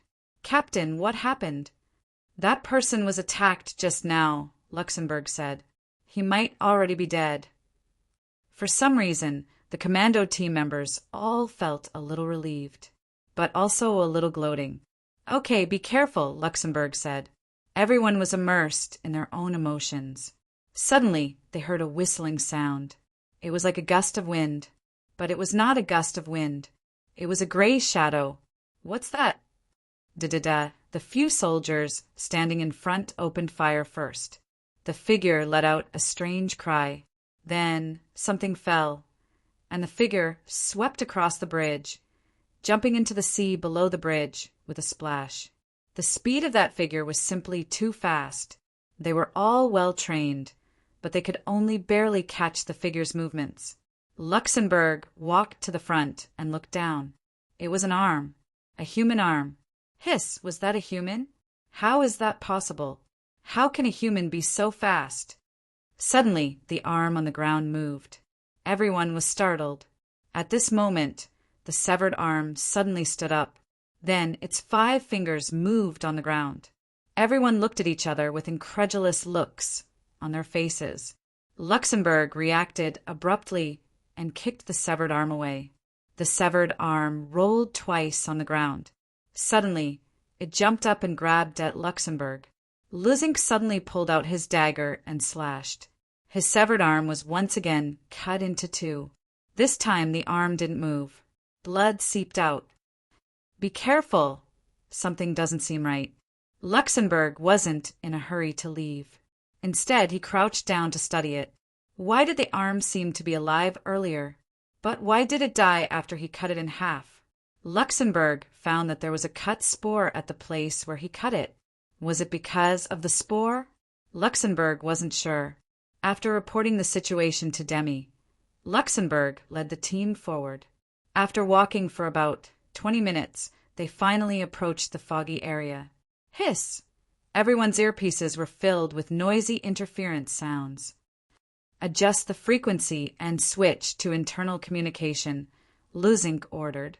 Clearly, they had cut off all communication with the outside world. "Don't be careless." Not only was their external communication cut off, but the visibility in the fog was only about 5 meters. Plus, the enemy was extremely fast.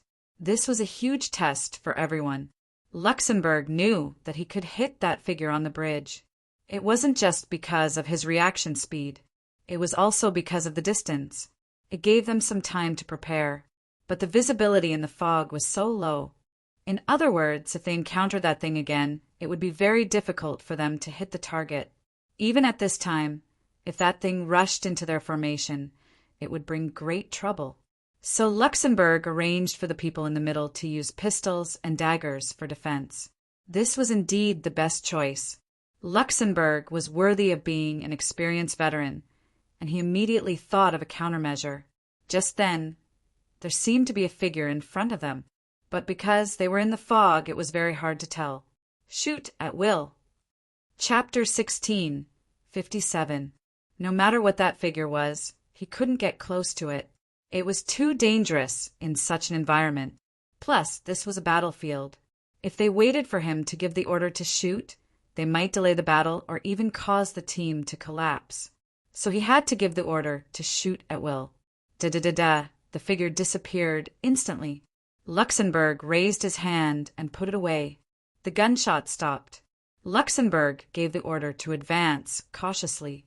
There was a pool of blood on the ground. It seemed that the thing they attacked was injured. Did it not die again? Whoosh! Right at this moment, a whistling sound rang out in everyone's ears. They weren't unfamiliar with this sound. Something was in the fog. However, because the sound transmitted in the fog would be repeatedly reflected, it caused the sound to become very chaotic. Just then, a figure rushed out of the fog. The figure was too fast. Luxembourg's reaction was the fastest, and he fired instantly. But the figure instantly avoided its original position and circled to the side. Bang, bang. Luxembourg switched to using his pistol. One shot missed, and one hit. The figure stopped. Only then did everyone see it clearly. Wasn't it a person? Luxembourg fired another shot at the figure's head. He used the Desert Eagle, which could be said to be the most powerful pistol. The thing's head exploded instantly, but its movements didn't stop. It continued to charge at the commando formation. Everyone was a little shocked. It could still move without a head. One of the commandos was thrown to the ground by the headless thing. Then the thing started to tear the commando's uniform. Luxembourg stepped forward and kicked the thing over, stabbing it with all his might with his dagger. But it wasn't dead yet. Luxembourg suddenly remembered that there were also swollen spores on the thing's body, and there were quite a few of them. Luxembourg raised his dagger and stabbed one of the spores on the thing's chest. Instantly, the thing's body stopped moving, but its limbs were still moving. Luxembourg saw that there were a few spores on the thing's limbs. Luxembourg immediately used his pistol and shot the spores on the thing's left arm. When the spores were shot, its left arm stopped moving. Then the right arm, then the thigh. These are living corpses, just like the zombies in Resident Evil. It's useless to attack their brains. The spores on these things should be some kind of parasitic organism. And wherever they are, that part will have an independent life, Lusing said. If he was just guessing before, he could confirm his guess now. Merrick, how are you? No, I'm fine. Merrick was the one who had been attacked by the parasite earlier. He didn't dare tell Lusing that his protective suit was torn. But before he set off, he was told that the fog here had an extremely strong anesthetic effect. Logically speaking, he should have been anesthetized by now. But the truth was that he wasn't affected. Also, his inner thigh seemed to be injured. It worried him if he told Luxembourg that he was injured. Would Luxembourg think that he was infected and abandon him? They might even be killed. That's good. Let's move on. Luxembourg nodded. He did not notice Merrick's strange behavior. After all, they were separated by the protective suit, and Merrick sounded slightly panicked. He just thought that it was because he had just been attacked. The team continued to advance, normally, but they did not know that as soon as they left, the headless corpse that should have been dead stood up again. There was a spore on the back of the corpse. It was the first time for the commando team, including Luxembourg, to deal with such abnormal organisms. No matter what glorious achievements the commando team had in the past, they had no experience in dealing with supernatural events. Thus, Luxembourg found the weakness of these living corpses with his quick thinking. He did not examine the corpses carefully. The limbs of the corpses were changing. The bullets started being forced out of the gunshot wounds and then healed. Not long after, the living corpse turned back into a complete body with 4 limbs and an abnormally developed head. However, before the living corpse could move, an even larger figure rushed out of the fog, instantly biting the newly recovered living corpse and devouring it in large mouthfuls. Suddenly, the huge living corpse stopped eating and turned to look at the mist. Qin Zhao walked out of the fog. The huge living corpse immediately pounced at Qin Zhao. Come here. Qin Zhao lifted his leg and kicked the corpse away. Qin Zhao did not care whether he killed it or not. He had been following behind the commando team. Merrick's infection had also happened under his watch. But Qin Zhao wanted to know if there were any changes during the infection. As for the commando team's life and death, what did that have to do with him? Was he familiar with them? What happened on the artificial island was definitely not a sudden event. It was man-made. The fog here was filled with a chemical smell. There were magic spores floating in the air. It was clearly a person with a certain level of chemical production ability.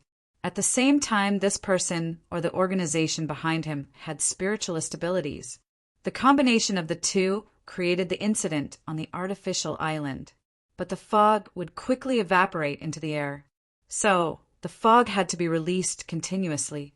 Otherwise, it would have dissipated long ago.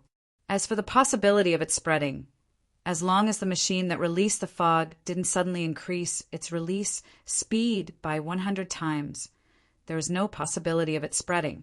Chen Zhao did not destroy the machine, because it had already happened. There was no one alive on the island, except for him and the commando team. Chen Zhao was more interested in the changes and reactions of the people infected by the magic spores. As for who was doing the experiment on the island, Chen Zhao could not find it. He did not have the time to chase the culprit for the military. Of course, it was not that he had no clues at all. Chen Zhao discovered that almost all the machines in the leisure area of the artificial island had been destroyed. Only the surveillance and power supply were still normal. If he followed this trail, he might be able to find more clues. But he still went to the surveillance room and removed all the hard drives. What happened here? Could it be related to the Satanists? Chen Zhao guessed. Chen Zhao's small world could not cover the entire artificial island, but a small area was still under Chen Zhao's surveillance. Just then, Chen Zhao discovered that a monster had entered the range of his small world. Chapter 1658. The monster was heading toward the assault team. Chen Zhao stood on the roof of a 3-story building. In fact, he was less than 20 meters away from the assault team, but the fog blocked their line of sight. Even if they stood close, they couldn't see them.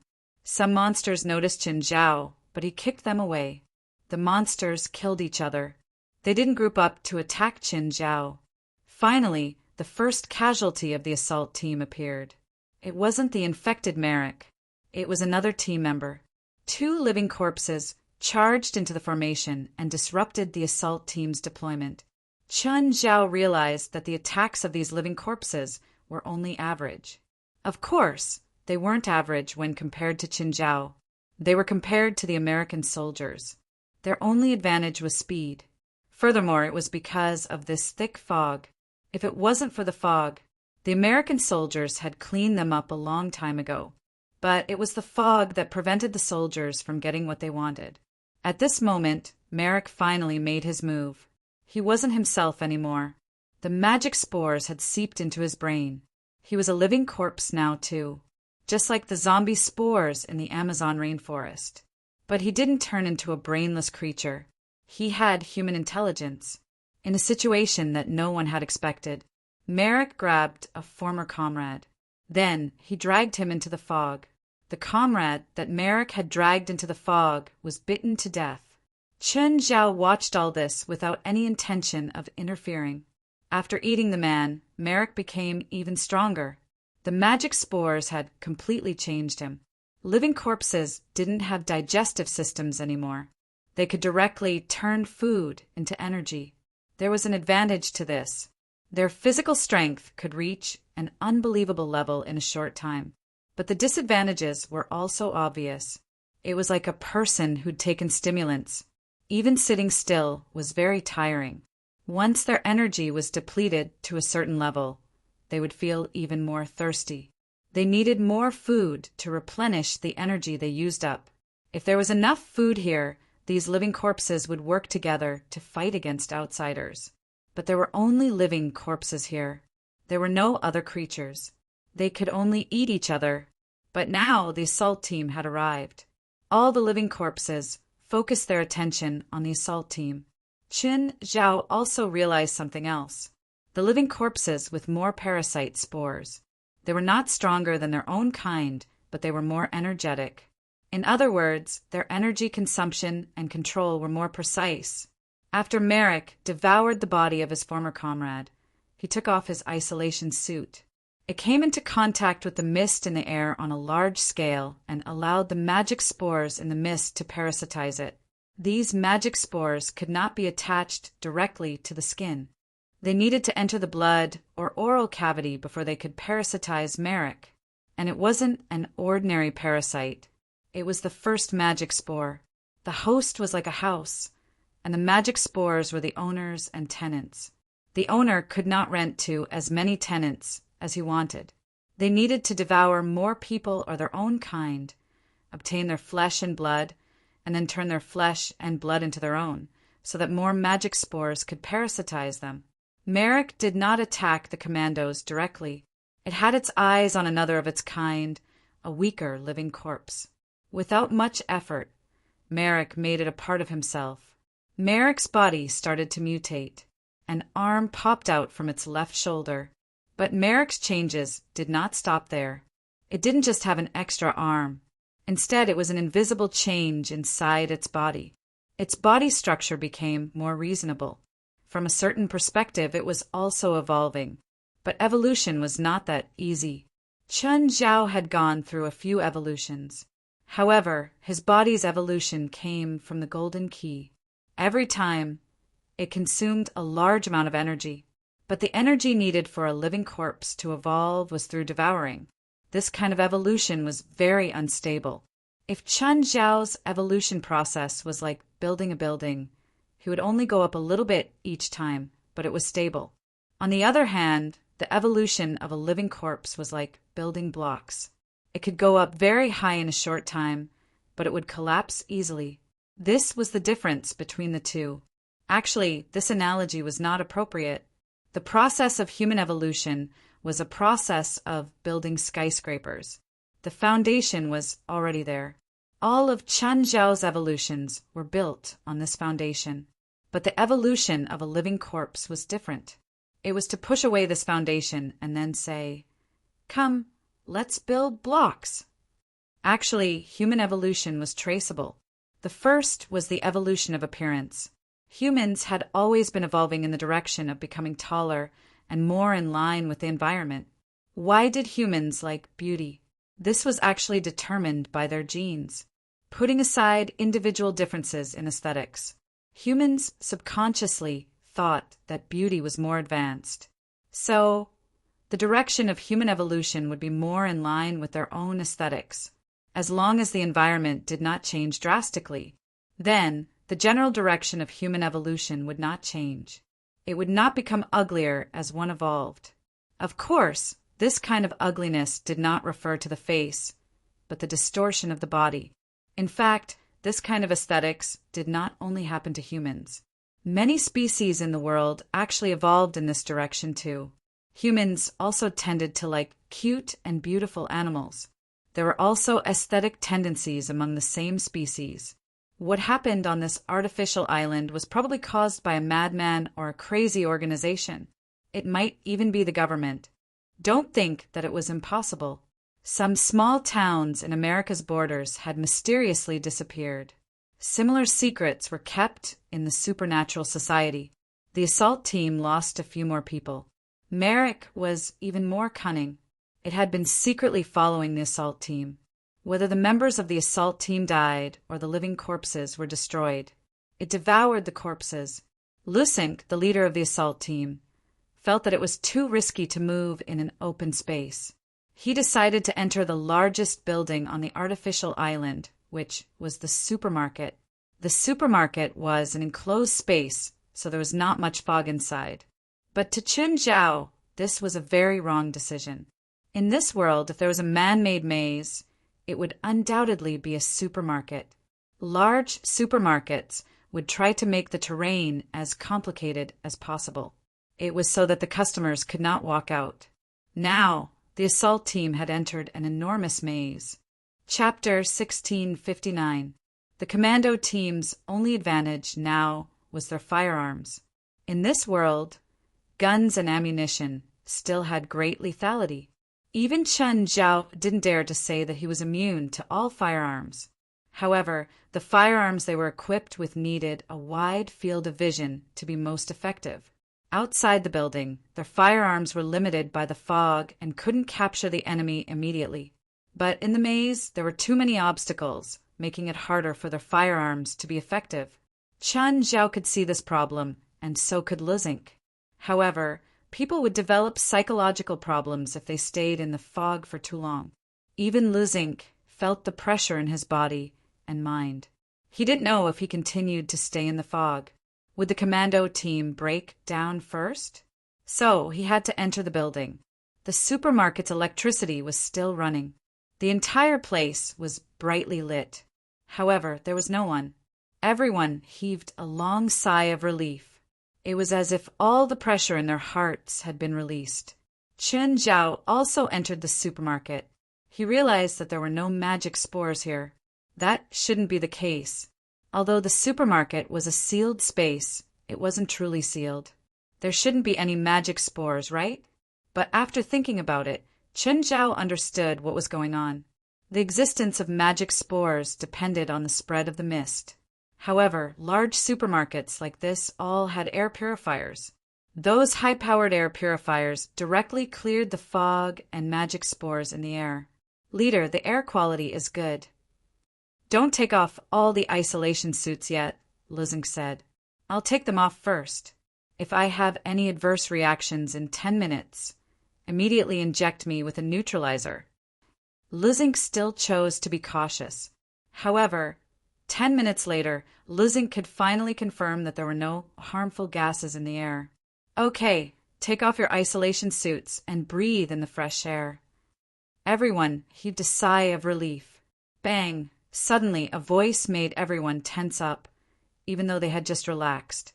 Everyone pointed their guns at the source of the sound. It was a living corpse with pustules all over its body. However, this living corpse wasn't like the flesh and blood they'd seen before. The body of this living corpse was filled with metallic luster. You, Merrick. It's you? Everyone looked at Merrick in disbelief. He could still vaguely make out Merrick's face. It wasn't just Merrick who had been infected by the magic spores. Furthermore, there were 3 pairs of arms on his back. Everyone was a little surprised. He didn't expect it to only disappear for a little more than an hour. That was what Merrick had become. Bang! Luzink raised his Desert Eagle and fired a shot at Merrick's head. Merrick tilted his head back slightly. The bullet was embedded in Merrick's forehead. The skin on Merrick's forehead twitched, and the bullet fell to the ground. Everyone was shocked. Bang! Suddenly, another loud noise came from behind. Then, a giant beast blocked the assault team's path. The giant beast smashed through 2 rows of shelves on the left and right, glaring at the assault team members with ferocious eyes. It looked like a dog. To be precise, he was a dog when he was alive. But at this moment, it had already severed its relationship with the dog.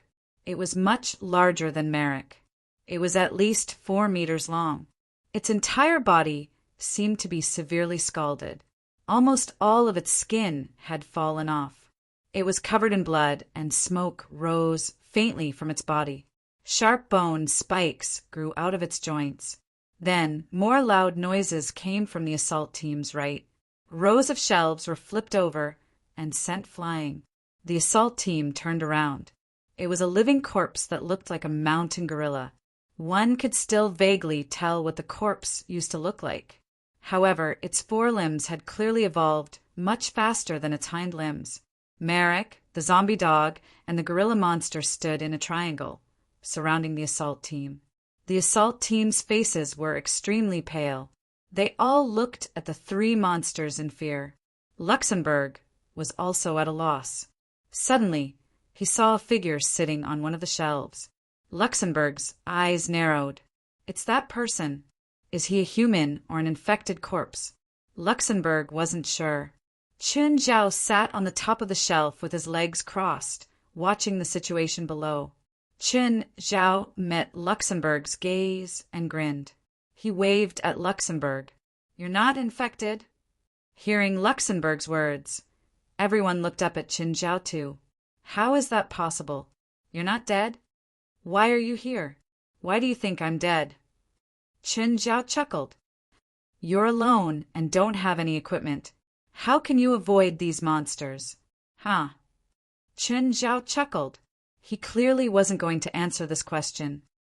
Do you still have time to ask me questions? We don't have much time. Do you? One had to admit that Luxembourg's intentions were very sinister. He wanted to lure a monster to attack Chen Zhao. That way, they could retreat from the encirclement. If the three monsters surrounded them from three directions, their chances of winning weren't high.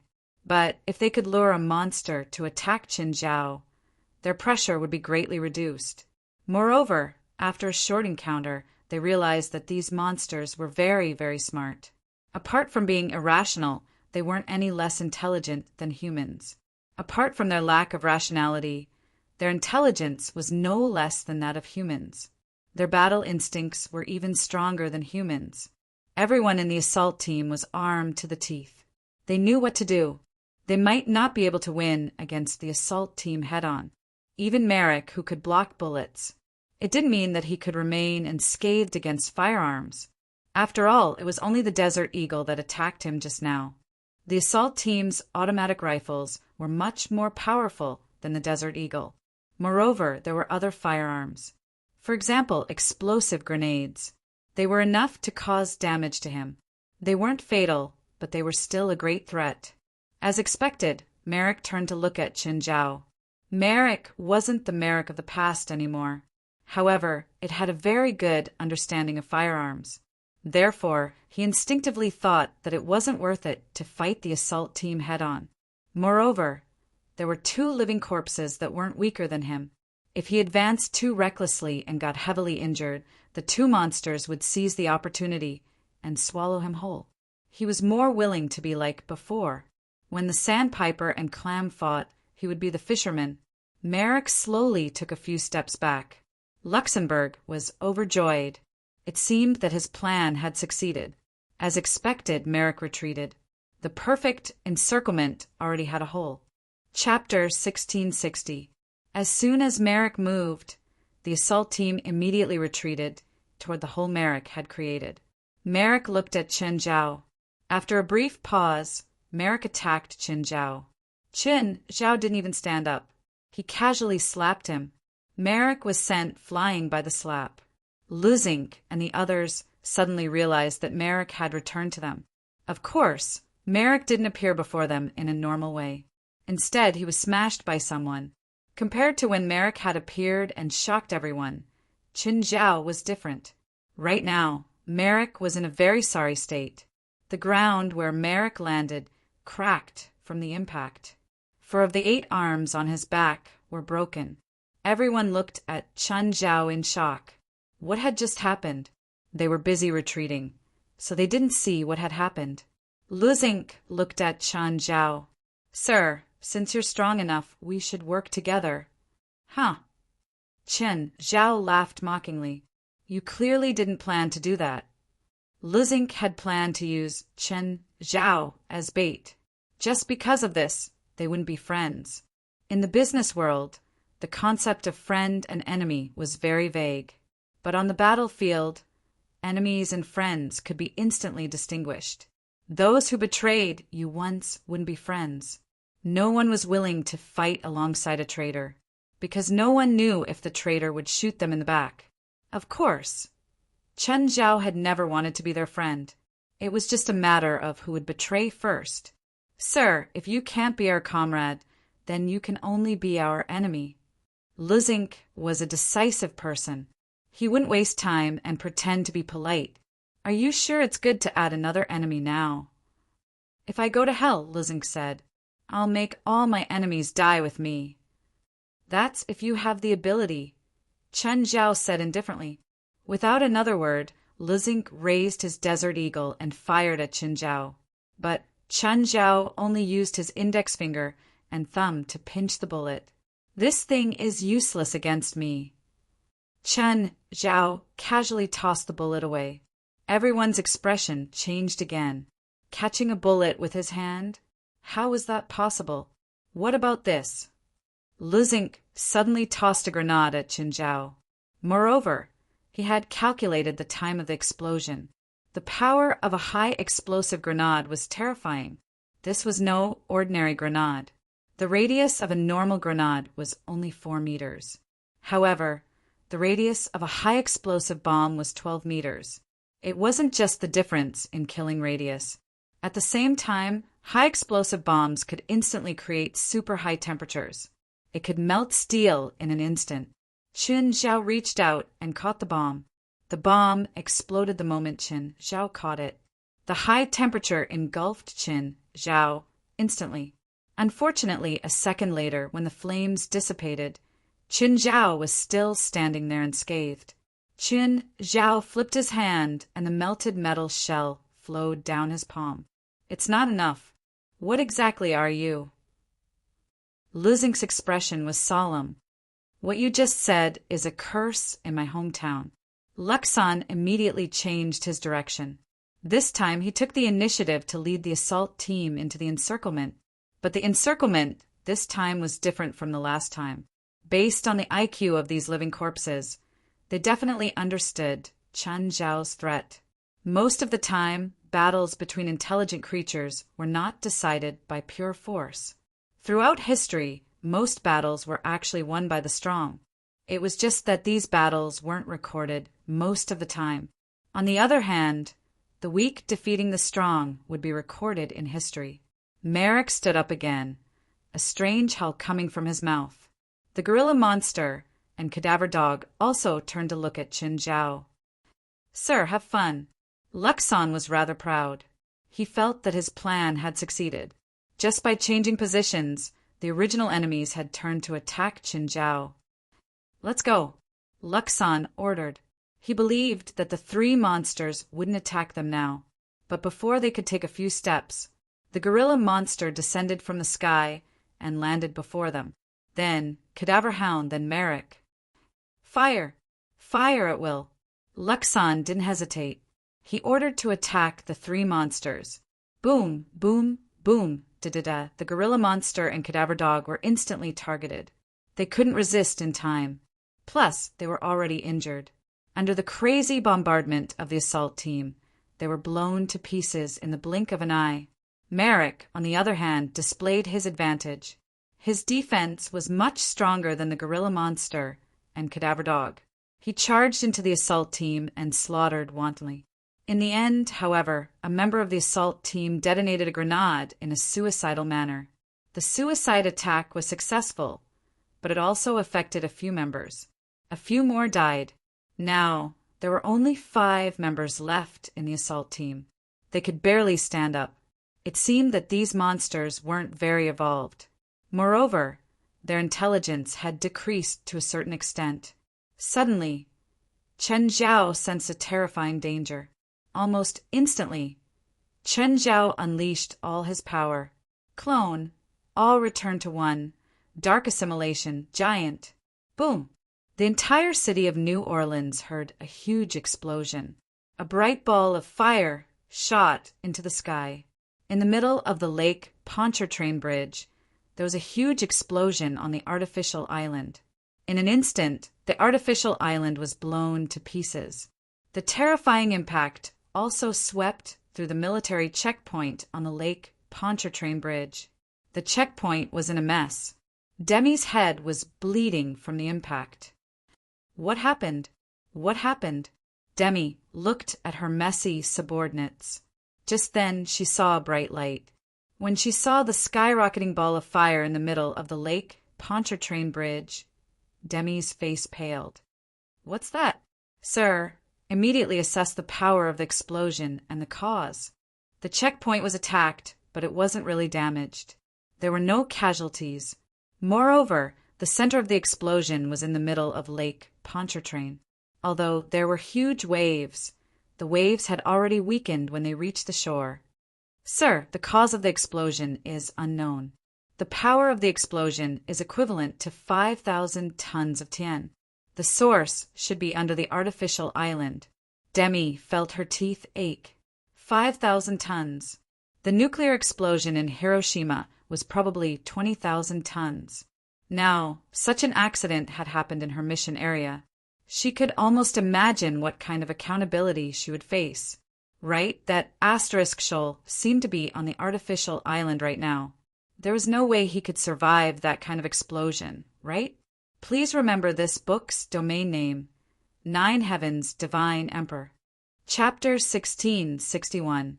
"Sir, we found someone on the Lake Pontchartrain Bridge. He's moving here." Demi picked up the binoculars. It was night, but Demi's binoculars were military and had night vision. Seeing the people on the bridge, Demi was unhappy. Fuck, he's not dead. The person Demi saw was none other than Qin Zhao. It was Qin Zhao. Qin Zhao's clothes were all torn. Qin Zhao also had lingering fear. If not for that sense of danger, Qin Zhao would probably be heavily injured now. Even so, Qin Zhao was still injured. The explosion just now was too sudden. It was too intense. The terrifying power was completely unimaginable.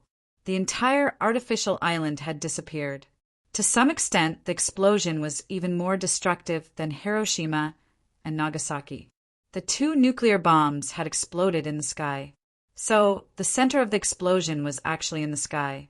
The real damage to Hiroshima and Nagasaki was the shockwave and the decades of nuclear pollution that followed. But the explosion had come from underground. Qin Zhao was basically standing in the center of the explosion. It was easy to imagine how good it felt. Anyway, Qin Zhao felt like he was ascending to heaven. But this also tested the upper limit of Qin Zhao's resistance. This explosion was almost Qin Zhao's upper limit. Just then, a few military vehicles came over. Demi jumped down from the car. She looked at Qin Zhao with a complicated expression. On one hand, she wanted to know more about the artificial island from Qin Zhao. On the other hand, she felt pity that Qin Zhao didn't die on the island. "Tell me what happened just now," Demi said, looking at Qin Zhao. "You're asking me what happened?" Demi asked, looking at Qin Zhao. "You're asking me what happened? I'm asking you why there was such a huge explosion. If I was at the center of the explosion, I'd be a piece of meat now." Qin Zhao was furious. "Where are my people?" "You think your people can survive?" Qin Zhao sneered. Like him, they were all at the center of the explosion. Qin Zhao could survive because he was thick-skinned. How could those people survive? "How did you survive?" "Because I'd already left the artificial island." "Why did you leave?" "Of course. The problem's solved. Why should I stay on the island?" This incident was obviously done by the mastermind behind the scenes. He was the evidence that wanted to destroy everything.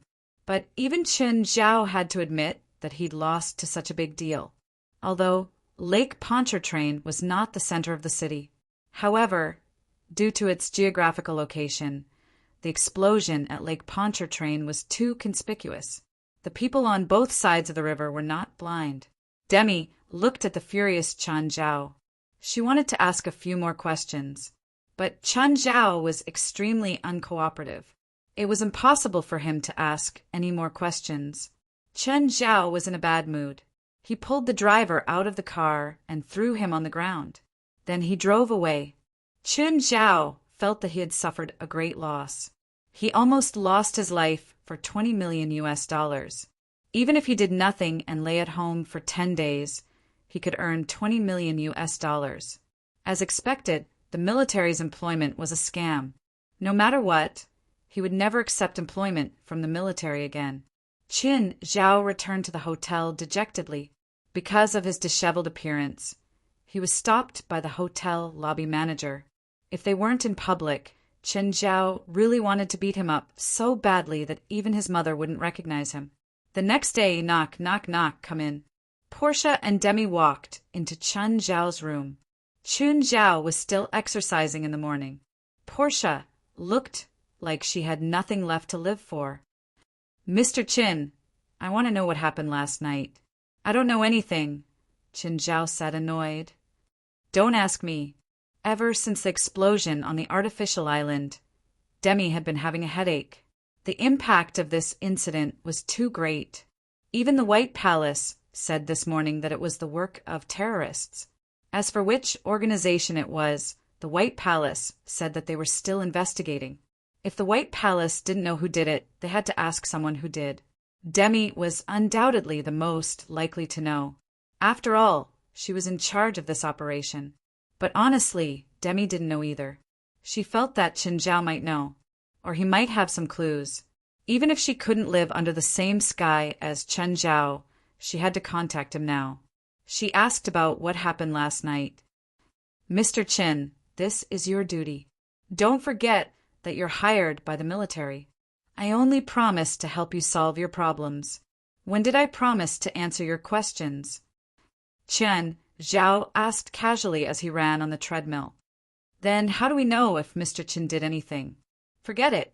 Portia, go and order me breakfast. It's the same as yesterday. Portia also knew that Chen Zhao was purposely sending her away. Here's what happened last night. Chen Zhao started to explain the general situation. Of course, he didn't include some information. For example, Chen Zhao had the hard drive of the surveillance and the conflict between him and the commando team. Demi sighed.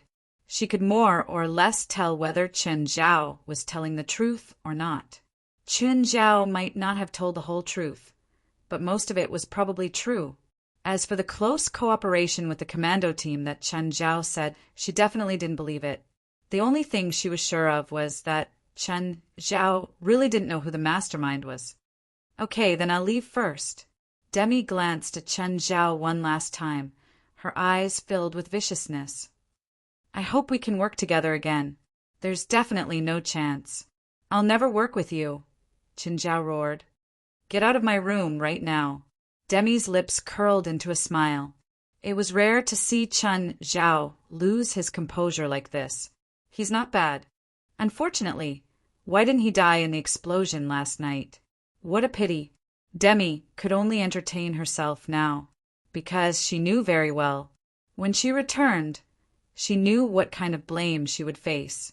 A while later, Portia returned to Chen Zhao's room. Boss, what exactly happened between you and Miss Demi? It's none of your business, Chen Zhao said in a bad mood. Don't ask what you shouldn't. Knowing too much won't do any good. Breakfast was here. Chen Zhao treated the food as his enemies. Even Portia could feel that her boss's temper wasn't ordinary today. Chen Zhao thought of Sam and Vikari. He picked up the phone and called Sam. Sam, did you and Vikari find anything last night? No, sir. Fine, come to the hotel, Chen Zhao said unhappily.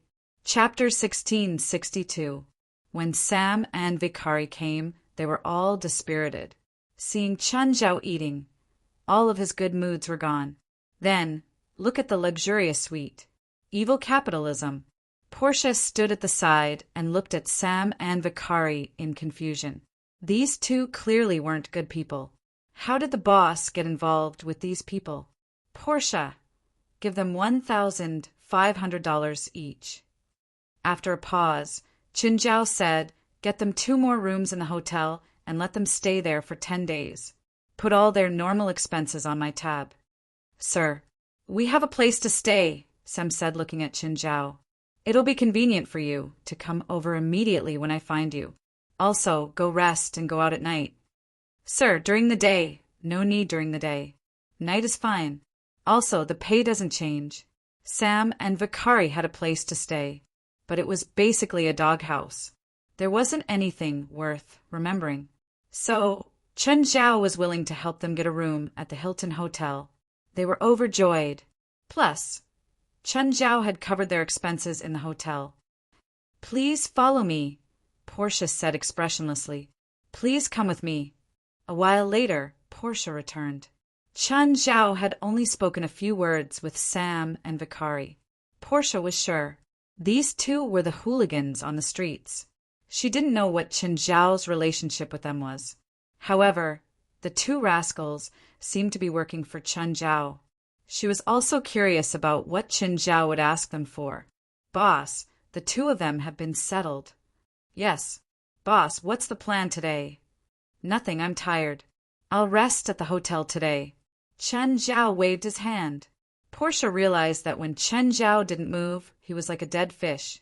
He just lay on the cushion in front of the floor-to-ceiling window without moving. Chen Zhao didn't go out. Portia thought for a moment and said, Boss, can I ask for leave? I want to go home and take a look. Okay, go. Chen Zhao waved his hand. Chen Zhao hadn't been injured in a long time, but he was really injured last night. He'd been at the center of the explosion, so he'd received a huge impact. One had to know that the explosion last night had blown the entire artificial island away. From Demi, Chen Zhao learned that someone had buried thousands of tons of Tian under the artificial island, and it wasn't a scattered burial. Instead, they were all concentrated together. It also instantly ignited thousands of tons of gunpowder. T of energy was released in an instant. Moreover, because it was underground, the energy generated by the explosion was also compressed. In modern firearms, there was a very important process, and that was explosive compression. The simplest example is bullet and shell casings. In the past, cannons and flintlocks were made by stuffing gunpowder directly into the barrel. In fact, a lot of the potential energy that could be released was wasted. But ever since the development of gunpowder sealing technology, the power of the guns and cannons increased exponentially. This was because the potential energy generated at the moment of the explosion needed to be released. If there wasn't enough space, the potential energy would destroy the container. If the strength of the container exceeded the potential energy would be compressed and explode again to produce an even more powerful potential energy. Fortunately, the explosion took place on an artificial island in Lake Pontchartrain, but the impact of the explosion only brought up the lake water. There were huge waves in the lake, but when the waves reached the shore, the potential energy would be exhausted. Chen Zhao was the one who suffered the most from the explosion.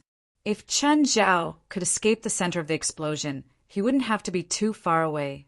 He just had to be more than 30 meters away. Although his injuries weren't serious, he wouldn't have been injured. But this also reminded Chen Zhao of something. Even if it wasn't a nuclear weapon, there was still something that could hurt him. Every country had a super bomb. What was a super bomb? It was an explosion that was close to a nuclear bomb, but a super weapon without radiation pollution. So he had to be low-key when he needed to be. But while Chen Zhao was healing his injuries, Chen Zhao realized that his internal core had grown bigger again. The growth was even more obvious than in the past few days of cultivation. His small world expanded to 450 meters in diameter. The entire hotel was enveloped in Chen Zhao's small world. It didn't seem to be all bad. Chen Zhao muttered in his heart. Of course, he definitely couldn't do it again. Chen Zhao would rather choose a more rugged and troublesome training method. He didn't want to cultivate in such a suicidal way. Chen Zhao took a deep breath. Chen Zhao had never liked his non-elemental body, because he felt that the ability to summon the power of heaven and earth and summon the wind and rain was truly awesome. He was on the same level as them. But this kind of transformation that only allowed him to become bigger was too lame. Most spiritualists of the strengthening element had spells that allowed them to enlarge their bodies. To put it bluntly, it was just Chen Zhao's own body. It would be best if Chen Zhao could have those cool and powerful spells. Of course, controlling the power of heaven and earth was undeniably powerful, both externally and internally. After Chen Zhao closed all the doors, in the room he used Doppelganger, 10,000 spells returned to 1, dark assimilation and non-elemental enlargement again. Chen Zhao realized that the effects of dark assimilation seemed to have weakened. Of course, this weakening didn't mean that his strength had decreased, but the amplification ratio had decreased. But this was understandable. In the past, Chen Zhao had a destructive power of 100,000 tons. Now he had a destructive power of 1,000,000 tons. The amplification effect of dark assimilation wasn't as obvious as before. Of course, dark assimilation could increase Chen Zhao's own mass. It allowed Chen Zhao to release more potential energy every time he punched. The increase from non-elemental enlargement was the greatest. Chen Zhao even suspected that if he continued to grow so much, he would probably create a black hole. One day, when he punched, would he create a black hole? Of course, this kind of thought was just a fantasy in his mind. According to scientific theory, the Earth had to be shrunk to the size of a coin to form a black hole. So, Chen Zhao had to be trillions of times stronger to do it. By then, Chen Zhao would probably be able to shatter space. 1,000,000 tons of power might be strong enough for an individual creature. But compared to nature, it was still insignificant. Whoosh! Suddenly, Chen Zhao sensed Portia outside the door. He immediately removed the spell on him.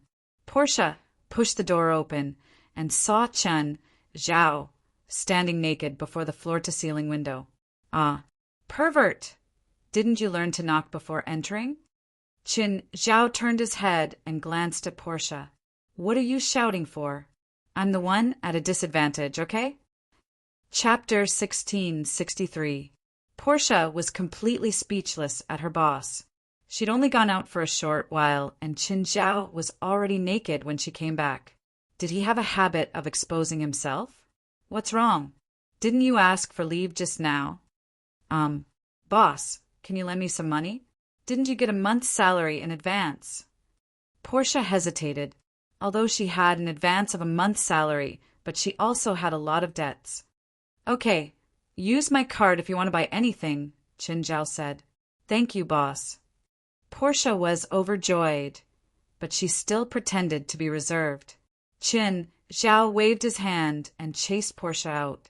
Boss, your calf meat doesn't seem to be well proportioned. You should work on your calf meat. Chen Zhao looked at his calf. It didn't look that way. Anyway, he thought that his body was perfect. But the listener had ulterior motives. Ever since Portia said that, Chen Zhao felt more and more annoyed. It really was a bit uneven. Train some more, at noon. Chen Zhao felt bored. Sam, get Vicari up and take me out to dinner.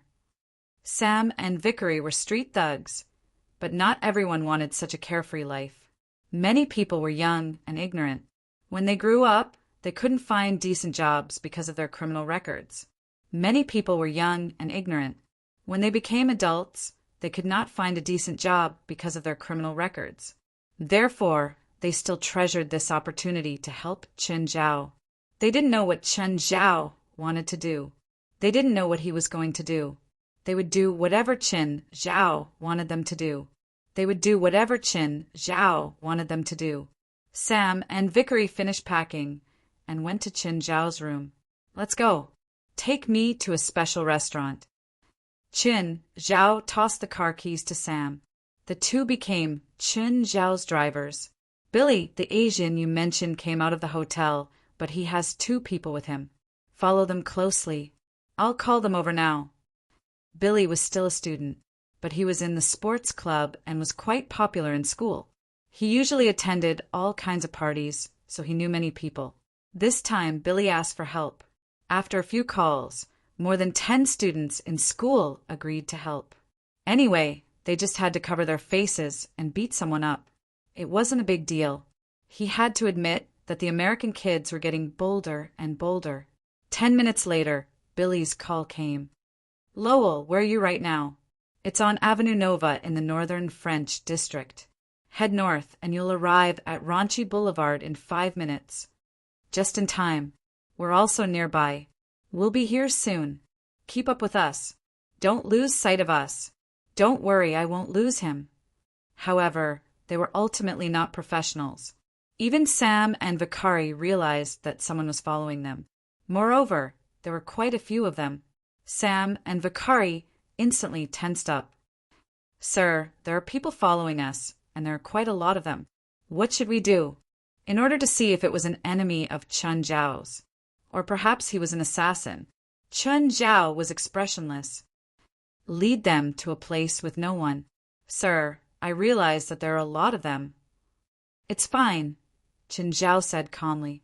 They're just kids. At this time, Vicari, who was sitting on the co-pilot seat, opened the glove box. There was a pistol inside. Put the gun away, Chen Zhao said, frowning. We don't need it. Fine.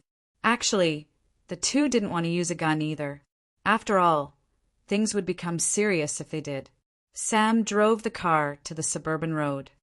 Okay, get off here, Chen Zhao said. Sam and Vicari were both nervous. Chen Zhao sat at the back of the car, looking very relaxed. Just then, 7 or 8 cars appeared behind them. More than 10 people got off.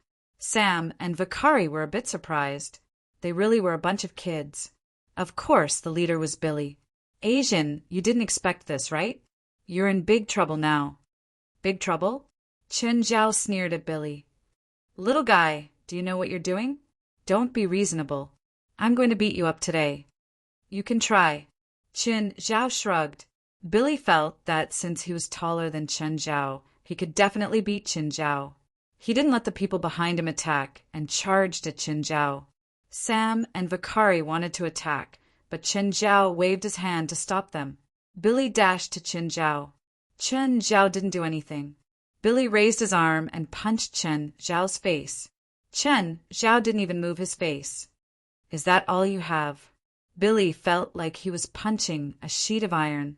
But after being mocked by Chen Zhao, the young and hot-blooded Billy felt like his pride had been seriously trampled, especially when he had a bunch of friends behind him. Nothing would embarrass him more than this. Billy landed another right hook on Chen Zhao's face. It's a bit itchy. Chen Zhao touched his cheek. You punched me twice. Now it's my turn.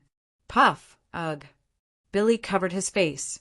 He opened his mouth, and a few teeth fell out. I hit him. The university students behind them were already hungry. There were 3 things they had to experience in American universities: picking up girls, partying, and fighting.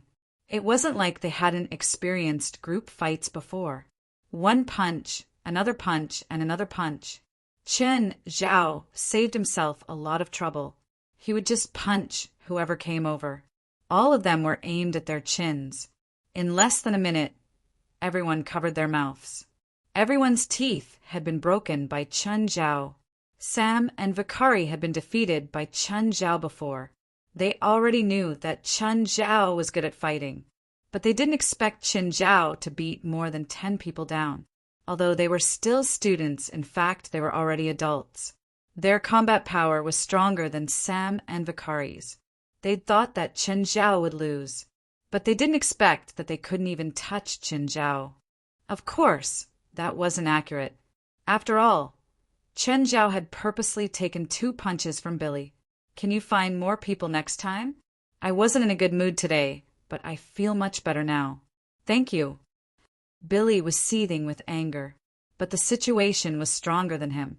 He didn't expect Chen Zhao to be so good at fighting. One had to know that some of the people who came with him were boxers. After mocking Billy for a while, Chen Zhao called Sam and Vakari to leave. Sir, it's too easy for them to let them go, Sam said. The leader is Portia's brother. No wonder. Chapter 1664. In the evening, Chen Zhao returned to the hotel. Then he saw Portia rush into his room with a dark expression. Miss Portia, what's wrong? Did you hit my brother? Portia demanded. Yes. Is there a problem? Why did you hit my brother? He's a kid. Looks like you have some misunderstanding about the word kid. Chen Zhao sneered at Portia. I don't think he told you the truth. Maybe I should have called the police. Attacking and kidnapping a billionaire might make him sober for a few years. Chen Zhao looked up at Portia. Her expression turned into one of panic. Do you have any more questions? Boss, I'm sorry. I misunderstood the truth. Misunderstood? Okay, don't be so impulsive next time, Chen Zhao said calmly. Also, you better tell your brother not to do this anymore. Otherwise, I'll tie him to a rocket and send him into space. Trust me, I have enough money to complete this journey. Even if his destination is Mars, I can do it, let alone the atmosphere. That's right, Chen Zhao said calmly. Portia was so scared that she broke out in cold sweat. She'd really been tricked by Billy this time, but she also blamed herself for being too rash. He had actually believed Billy's words because he was biased. Plus, Chen Zhao was her boss. His background was also unknown. Chen Zhao's tone seemed calm, but a few words scared her quite a bit. Anything else? No, nothing. Order dinner for me, Chen Zhao said. Boss, how much? 10 is enough. I ate a little today, so I'm not hungry. 10 servings? You call this not very hungry? I'll be damned if I believe you. A while later, dinner was delivered. While eating, Chen Zhao called and video chatted with his two babies. Baby, are you done eating? Yeah. Dad, when are you coming back? Soon. The call wasn't short. It lasted until Jerlin was called to dinner by Feilai. Then Feilai started kissing Chen Zhao again. After dinner, Portia asked, Boss, are you going out tonight? Chen Zhao had gone out for the past 2 nights. But Portia didn't know what he was going to do at night. In any case, they were all very mysterious. Portia guessed in her heart. Was Chen Zhao doing something illegal outside? But she couldn't care less. Portia felt that she was just an ordinary personal assistant. If Chen Zhao's tone was a little harsh, she would give in. In any case, when she was free, Portia would let her imagination run wild. For example, they guessed that Chen Zhao was smuggling firearms or selling drugs. No, I'll stay in the hotel tonight. Is there anything you need me to do? No, I'll call you if I need anything. Go back to your room.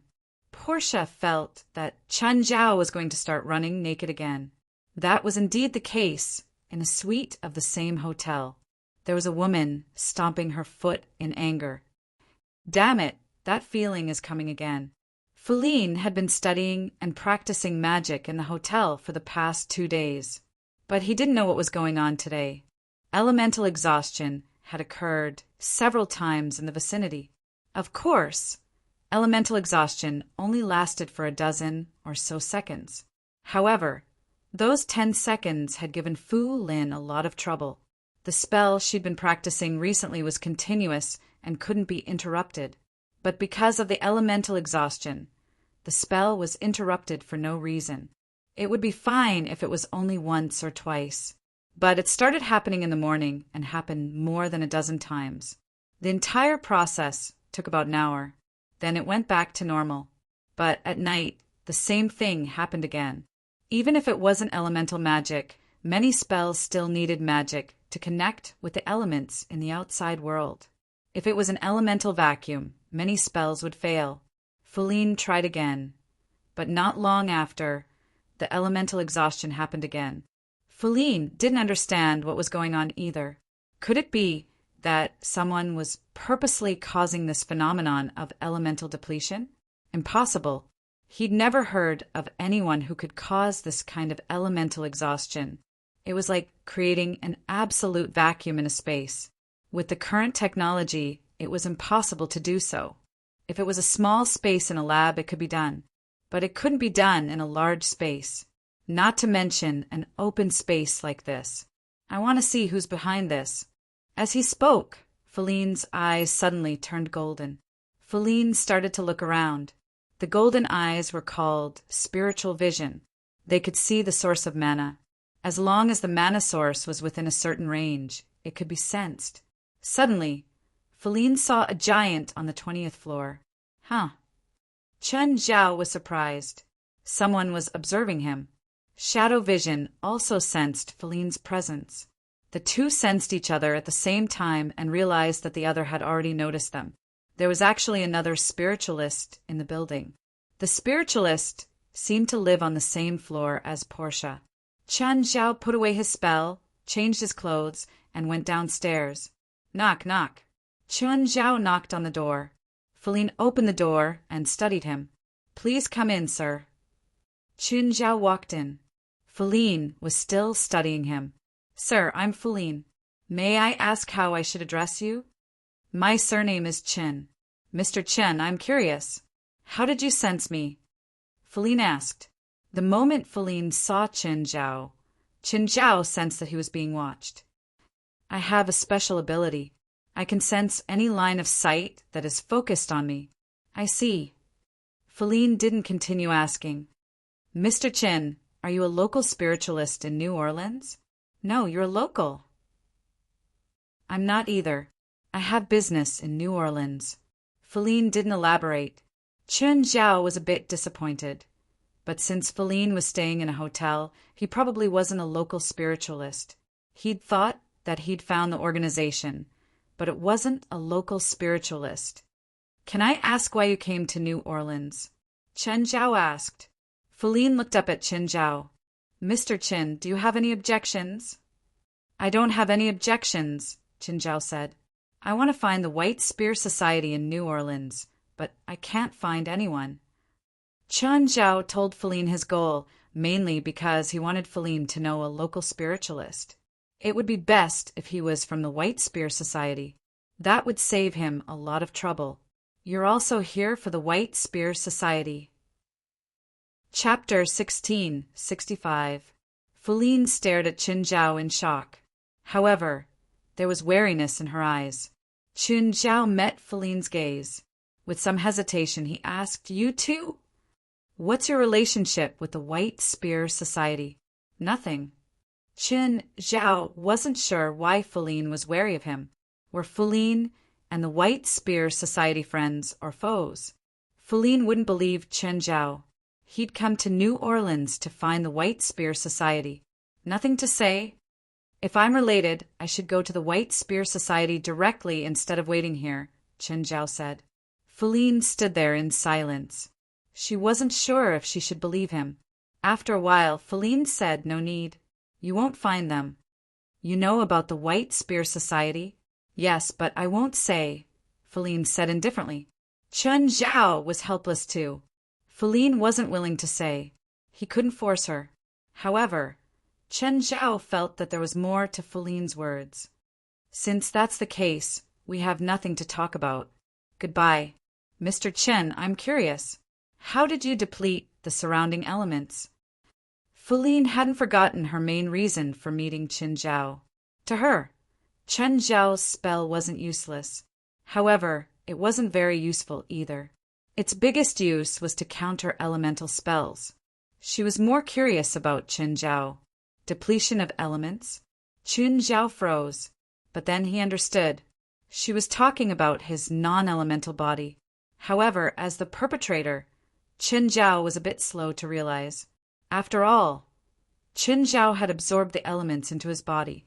The elements from the outside world would quickly fill the vacuum zone.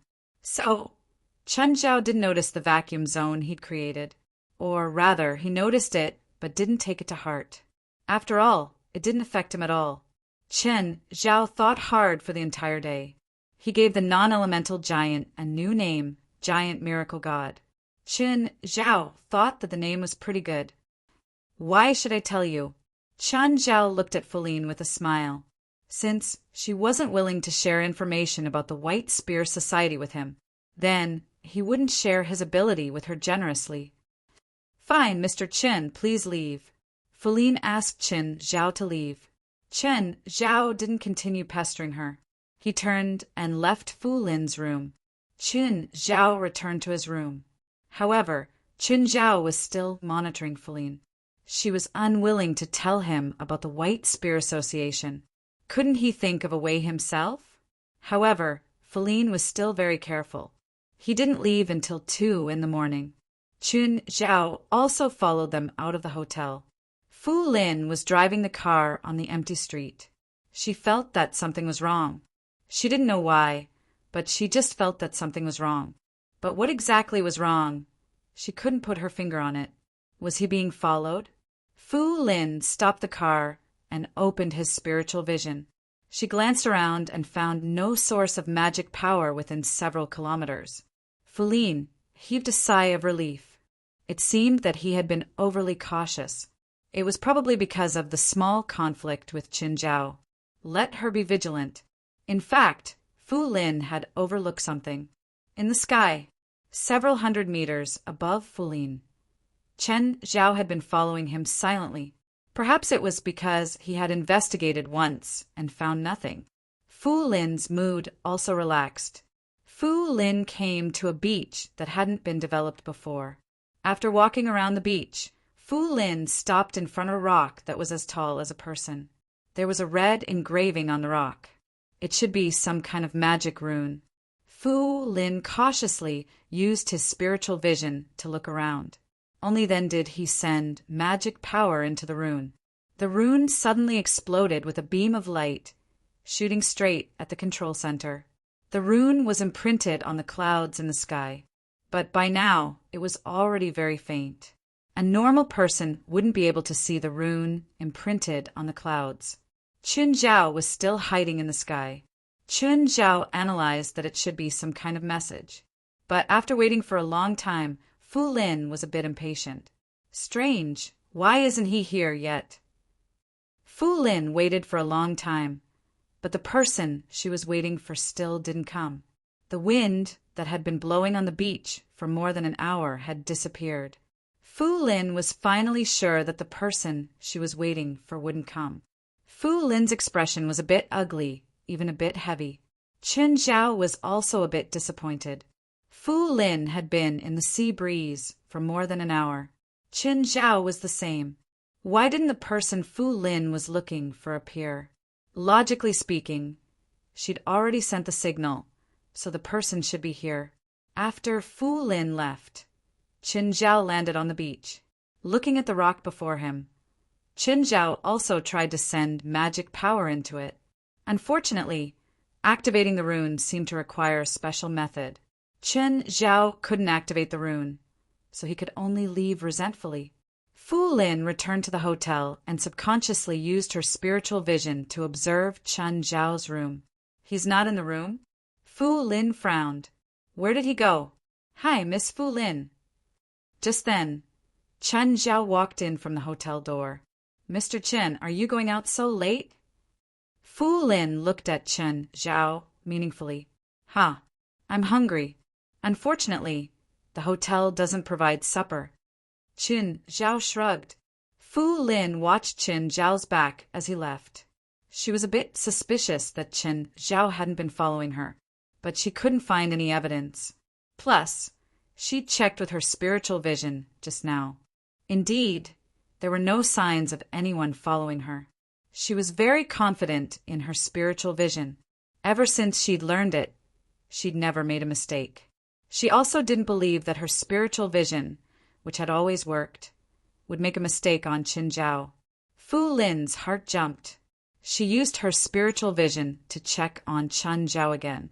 She discovered that Chun Zhao's magic source was very weak. It seemed to be a tiny spot on his abdomen, but she could indeed see it. Was she really thinking too much? Fu Lin wasn't sure. Chun Zhao could already feel Fu Lin's strange gaze, but Chun Zhao still didn't show it. Both sides knew that there was something wrong, but neither made it public. Fu Lin shook her head. She had a lot on her mind and couldn't pay attention to Chun Zhao. She'd been in New Orleans for quite some time. She'd found a few magic runes in New Orleans and activated them to send a message to the White Spear Society. But the White Spear Society still didn't reply. This made her heart heavier. Had something really happened to them? She'd rushed to New Orleans after receiving the White Spear Society's distress message. But after arriving, she still couldn't contact the White Spear Society. Thus, Fu Lin couldn't get over it.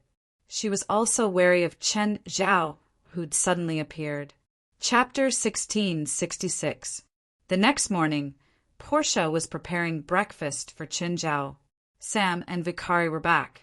Sir, we still didn't find anything last night. Okay, Chun Zhao said. Go get something to eat and then rest. Then we'll go find food first. Sam and Vikari had been monitoring Chun Zhao for the whole night and were very tired. Halfway through, Chun Zhao suddenly stopped. Portia looked at Chun Zhao's paws.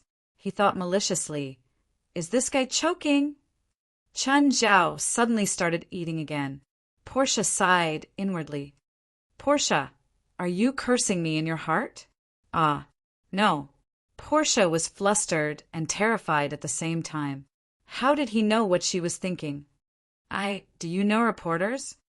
Chun Zhao asked. Portia was still thinking about how to explain to Chun Zhao. The next second, Chun Zhao changed the topic. Reporters. Local reporters in New Orleans. No, I'll go to Los Angeles after graduation. Can you contact reporters from the local TV stations or newspapers in New Orleans? Boss, why do you need reporters? It was possible to contact him, but without a reason, Portia didn't know how to contact him.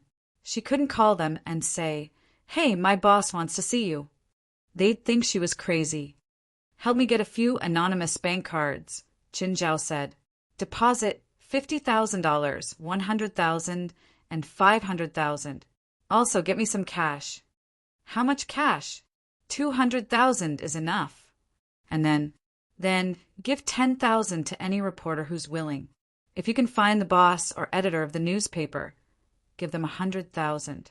If it's not enough, give them 200,000. If it's not enough, give them 500. Portia looked at Chen Zhao as if he was crazy. Under what name? Didn't I say that I'll give 10,000 to any reporter who's willing? No other reason. Portia was so angry that she couldn't say anything. Which media do I need to contact? Both TV stations and newspapers, Chen Zhao said. Okay, I'll try. Portia had no choice but to go to a local newspaper first. The newspaper had some local reputation. However, the sales volume was not high. The circulation of each issue was only about 10,000 copies. Hello, who are you looking for? I'm looking for the chief editor of your newspaper, said Portia. May I ask who you are? Do you have an appointment with the managing editor? No, but I believe your chief editor will see me. Portia tried her best to remain calm and spoke as haughtily as possible. The receptionist looked at Portia and didn't dare to underestimate her. He picked up the phone and dialed the chief editor's internal line. He explained the situation here once more. Not long after, a man in his 50s walked out. I'm Hampson, the chief editor here. Who are you? Hampson studied Portia. He was sure he didn't know her. However, Portia's lofty attitude made him appear rather cautious. Mr. Hampson, can we talk in your office? Hampson thought for a moment, then nodded and said, Please. When they reached the office, Hampson couldn't help but take the initiative to ask, Miss, how should I address you? You can call me Portia. Portia took out a bank card. This is an anonymous bank card with $100,000 in it. The password is 123456. Hampson's eyelids twitched. He didn't take the card. Miss Portia, what do you mean? My boss wants to see you. He said that as long as you're willing to see him, this card is yours. Your boss? Yes. Who's your boss? A rich man. Hampson was a little hesitant. Even though he was the chief editor of the newspaper, his annual income was only about $60,000. The money in this card was almost equivalent to 2 years of his income. It would be a lie to say he wasn't tempted. However, he was a little worried. He didn't know who the person was and what request he would make. What does your boss want from me? I think he wants you to publish some news. I don't know the details. Just publish some news? It didn't seem difficult. However, Hampson still didn't agree immediately. If your boss wants to publish an advertisement, he can contact the advertising department of our newspaper. I don't know what the boss wants. I'm just here as he asked. Where does your boss live? At the Hilton Hotel. Isn't your boss a local from New Orleans? No. Hampson was initially worried that they would meet in some remote place. If it was such a place, Hampson would never go there. Since it was at the Hilton Hotel, it shouldn't be dangerous. Okay. Hampson finally nodded. He looked at the bank card in Portia's hand, but didn't take it. Portia stuffed the card into his hand. By the way, do you know the director or boss of the TV station? Portia asked. An hour later, in Hampson's office, his expression was a little stiff. He had called his old friend Leberg over, but Portia had given him $100,000. Leberg didn't accept it, so Portia changed another bank card for $200,000. Leberg still didn't accept it, so Portia gave him another bank card for $500,000. He asked to meet Portia's boss at the Hilton Hotel. Hampson was a little regretful. He felt like he'd agreed too easily. If he'd been more reserved, could he have asked for a higher price? Leberg gave in. He was the director of the TV station. However, he was the manager, not the boss. He could be considered a rich man, but definitely not a tycoon. Under Portia's money attack, he quickly laid down his arms and surrendered. Portia brought the two to the Hilton Hotel. Portia didn't know what was wrong with him. However, it was the happiest time she'd ever spent money in her life. It wasn't her money either. She didn't feel any pain at all. She also didn't want to help Chen Zhao save money. Anyway, according to Chen Zhao's request, she just had to throw money at him. If he didn't agree, she would throw money again. Portia suddenly liked her job a little. No, more accurately, she liked the thrill of spending money. She finally understood how rich people felt. Boss, the person you're looking for is here. Chapter 16, 67.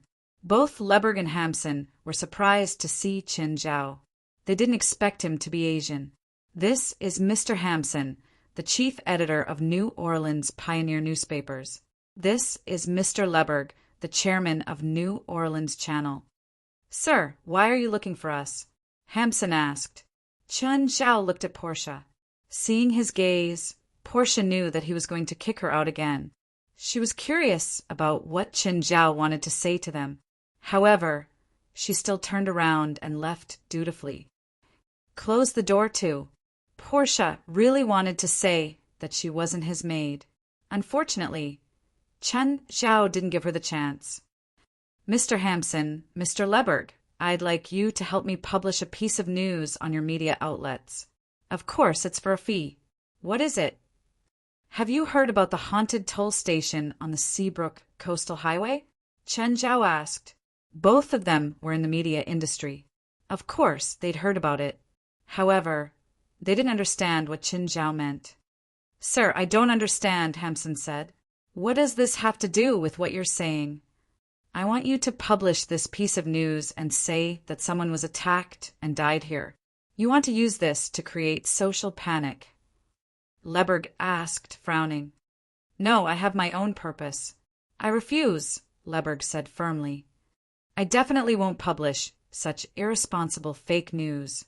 $1 million, Chen Zhao said. Leberg hesitated. 2 million. Leberg hesitated. 5 million. Mr. Chin, you have to understand that we have to bear a huge risk for this kind of news. Leberg's eyes flashed. The door is over there, Chen Zhao said calmly. I'll find a few big TV stations. What a joke. $5 million was nothing to him. Who did he think he was? It was just a small local TV station. The New Orleans channel's market value wasn't even 10 million. He'd already offered 5 million, but Chen Zhao was still asking for more. Leberg immediately felt awkward. Mr. Chen, I've actually heard about this before, he said awkwardly. I think we should film some footage to ensure the authenticity of the news. Hampson glanced at his old friend. What an unprincipled old man. Mr. Chen, I'm not asking for much. $2 million US. I'll give you a big page to publish this news for 3 consecutive days. Sure, Chen Zhao didn't bargain. But I want this to blow up as much as possible. The more people know, the better. Of course. I hope that no one else knows the truth apart from the two of you.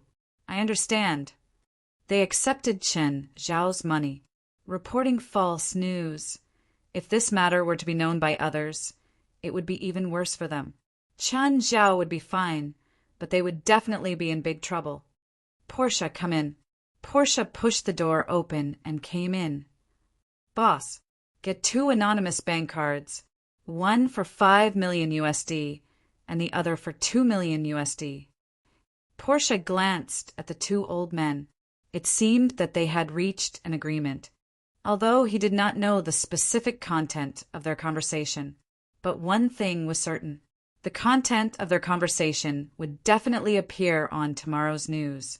This was also Chen Zhao's idea. If Sam and Vikari didn't find out, then he would purposely create a supernatural incident to attract spiritualists. Of course, if it was just a rumor like before, it might not attract spiritualists. But if it appeared on the news, the local spiritualists would definitely know about it. Chen Zhao's price was not just for small local TV stations and newspapers. He could even bribe a first-tier media company. But it wouldn't benefit Chen Zhao. After all, he wanted to attract the local spiritualists in New Orleans, not all the spiritualists in America. Of course, if this still didn't work, then Chen Zhao had a third move. Of course, the second move was already quite bad. Chen Zhao really didn't want to use the third move. Chen Zhao was waiting for news now. Boss, there's a gym in the hotel. You can go there to work out. You don't have to work out in your room every day. There's a gym in the hotel. Chen Zhao had just found out. Then come with me to the gym. Portia didn't want to go, but she had no choice. Since Chen Zhao had asked, she could only go. Actually, Portia wasn't bad looking. She couldn't be said to be devastatingly beautiful, but her looks were above average. She just didn't care about her appearance all day. Her hair was tied up and she wore thick glasses. She forcefully dressed herself up as one of the three unattractive women. Actually, if one thought about it, a woman who wanted to develop in Hollywood, how could her looks be too bad? Plus, Chen Zhao had looked at her with Portia's glasses before. Her glasses were flat glass. They weren't high-resolution glasses at all. Chen Zhao guessed that she was trying to prevent workplace harassment. But Chen Zhao really didn't expect it. Portia, who was usually wrapped up tightly, was now in a daze. She looked so well-dressed after putting on sportswear. As Chen Zhao moved the dumbbells up and down, he studied Portia. Portia, do you not have money to buy clothes? How about I sponsor you and you change into your usual clothes? If Portia could dress herself up a little every day, Chen Zhao would look good too. No need. Portia turned her head away with a dark expression. Also, what you said is harassment. I have the right to sue you. Fine, fine. Chen Zhao shrugged helplessly. At this moment, a burly man walked over. Hi, miss. Do you need to know more about fitness? I'm the fitness instructor here. The man's eyes were a little dishonest. No need, Portia said in annoyance. The burly man turned to Chen Zhao. Miss, can this Asian satisfy you? Chen Zhao was instantly enraged. He threw the dumbbells down. Gorilla, do you need a beating? Skinny monkey, are you talking to me? Other than you, which gorilla is here? The burly man looked at Chen Zhao with a hideous expression. All his muscles bulged, and his chest muscles bounced. Did you inject cholesterol into your brain? So your brain is filled with hardened cholesterol? Usually only those who are born muscular, like Gaia, would go to the gym. Most people only got huge muscles by injecting cholesterol. However, it was too insulting to say that in front of a fitness expert. Kid, do you think I won't twist your head off? Can you do it? Chapter 1668. Boss, forget it. Portia looked at the burly man. Worried that Chen Zhao would be at a disadvantage, she pulled him. Chen Zhao's figure was not bad, but it was far from the bodybuilder's. Chen Zhao's thighs weren't even as thick as the man's arms. It wasn't a wise choice to have a conflict here. Unfortunately, Chen Zhao was never a coward when it came to fighting, especially when this bodybuilder was mocking him. Little monkey, go back to your mother's arms and drink milk. Chen Zhao looked at the burly man. Is your grandmother in the gym? The man didn't react in time. Portia covered her head. It seemed that this conflict was unavoidable. The burly man finally understood. He flew into a rage and charged at Chen Zhao. Chen Zhao caught the man's fists with both hands. Walking cholesterol, is that all you have? Chen Zhao looked at the man mockingly. Ah! The man roared. His veins bulged all over his body as he stared at Chen Zhao with a savage expression. But Chen Zhao looked unperturbed. Come on, use more strength. Are you using all your strength on women? The man's tendons were really about to explode. But the nature of the two was different. The burly man couldn't take it anymore. The fat content of sports athletes was generally around 3%. The fat content of athletes in endurance events was even higher, around 4% to 5%. Body fat meant a person's endurance. For example, the burly man injected steroids into his body.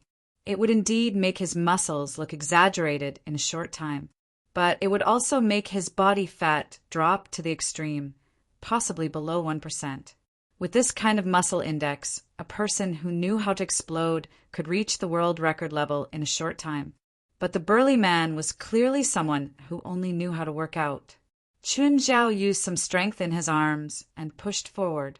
The burly man fell 2 meters away. Chun Zhao clapped his hands. Weakling. Portia was a bit shocked. Was this burly man an actor that Chun Zhao had hired? Normally, the burly man would win for sure. How did Chun Zhao defeat him so easily? Just then, a slim and beautiful figure appeared before Chun Zhao. Chun Zhao was surprised to see Feline here again. Mr. Chen, we meet again. Chun Zhao whistled. Ms. Feline, you have a great body. Feline looked at the big guy on the ground. Mr. Chen, do you feel any sense of accomplishment bullying a weakling like this? Chun Zhao narrowed his eyes. Was Feline provoking him? Mr. Chen, I also practice martial arts. How about we have a match? You. Chun Zhao tilted his head and looked at Feline. Are you sure? Of course, there's a boxing ring over there. Chun Zhao really couldn't tell that Feline was an enhancer. However, there were many types of enhancers. Chun Zhao didn't see much explosive power from Feline's muscles. Was she a speed type? However, since Fu Lin had already issued a challenge, Chun Zhao wouldn't refuse either. Miss, you'd better not fight with my boss. He beat that big guy to the ground. Portia felt that Chun Zhao was probably very good at fighting. Otherwise, he wouldn't have defeated the big guy even though he didn't have an advantage in size. Feline looked at Portia and smiled. She didn't think Chun Zhao could defeat her.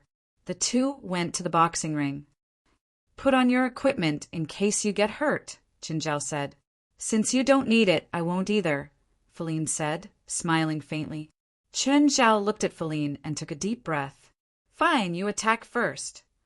Feline suddenly revealed a strange smile. In an instant, she turned into a blur and charged before Chun Zhao. Fast, very fast. Chun Zhao was surprised. Was this woman a speed type? Bang! Feline punched Chun Zhao's cheek. So strong. Chun Zhao tilted his head slightly. Speed and strength? Chun Zhao found it hard to believe. Even Chun Zhao was good at strength. Speed was an added bonus. The increase in his constitution naturally increased his speed. What Chun Zhao grew the fastest was still his strength. From a normal person to now, his strength had increased by more than 1,000,000 times. However, Chun Zhao's speed had only increased by a few hundred times. The difference was obvious, but Feline's speed and strength were very close. Of course, Feline's speed and strength were far from Chun Zhao's. Portia was shocked. She couldn't tell what was going on. She didn't know that Feline's speed was completely illogical. She only knew that Chun Zhao had been beaten by Feline. Feline took a few steps back. How is it? Do you still think I need to wear equipment? Chun Zhao stroked his hair, a faint smile on his face. You've indeed exceeded my expectations, but you can try again. I didn't use my full strength just now. Feline looked at Chun Zhao, even though it was only a brief contact. Although it was only a brief contact, she could tell that Chun Zhao's defense was very outstanding. Just now, 30% of her strength had only made him tilt his head slightly. That was 1,000 kilograms of strength. Feline wasn't a pure strength type or speed type. She wasn't even a true strength type. But she believed that no strength type in the same level could match her, because her magic system was very special. She was a conversion type. If she wanted to, she could use magic to convert. For example, through conversion, she could instantly reach superhuman speed and terrifying strength. Of course, such conversion couldn't reach the absolute level of a spiritualist. However, she was able to win through the difference in comparison. Just like a famous person once said, "No one in the directing circle can act better than me. No one in the actor circle can sing better than me. No one in the singer circle can direct better than me." Perhaps she couldn't reach the best in all aspects, but she could win through difference on the battlefield. If Chen Zhao was good at speed, she would convert to strength and defense. If Chen Zhao was good at strength, she would convert to speed. Therefore, she was naturally undefeatable. It wasn't impossible for Chen Zhao to beat her. Chen Zhao was much, much stronger than her. But Feline didn't think that Chen Zhao could do it. She was the top genius in North America. She'd once visited Dragon Tiger Mountain Taoism and met the supreme, heavenly master, Zhang Tianyi. Not only had Zhang Tianyi given her pointers, but he'd also intended to take her as a disciple. Feline didn't dare to say that she was undefeatable among her peers, but at least Zhang Tianyi's disciples could spar with her. However, after experiencing the Eastern supernatural world, Fu Lin's horizons had been broadened. She didn't think that anyone in the North American supernatural world could compare to her. Chapter 1669. For the first time, Feline didn't use her full strength. It was mainly to test Chen Zhao's strength. But after some contact, she could basically confirm that Chen Zhao mainly focused on defense. After all, she had used a lot of strength just now. But Chen Zhao wasn't affected by her punch at all. Feline thought that Chen Zhao mainly focused on defense. Feline crooked her finger. Come, you'll be the main attacker this time. Otherwise, you won't have a chance to attack. I can't attack? Say that again when you can break through my defense. Chen Zhao snickered. Like Feline, Chen Zhao felt that he was undefeatable. On the battlefield, if a person couldn't hurt his enemy, then the enemy was already undefeatable. Portia saw Chen Zhao get hit. She was actually quite happy. Finally, someone could teach this arrogant guy a lesson. The big guy was different from Feline. When the big guy attacked Chen Zhao, Portia was worried that Chen Zhao would get hurt. On the other hand, Fu Lin attacking Chen Zhao was very satisfying. Feline looked at Chen Zhao. She had rich battle experience. In terms of strength, she rarely met a match. That was why the White Spear Gang had asked her for help. She had probably guessed Chen Zhao's thoughts. Chen Zhao probably thought that since she couldn't break his defense, he was undefeatable. The corners of Fu Lin's mouth formed an arc.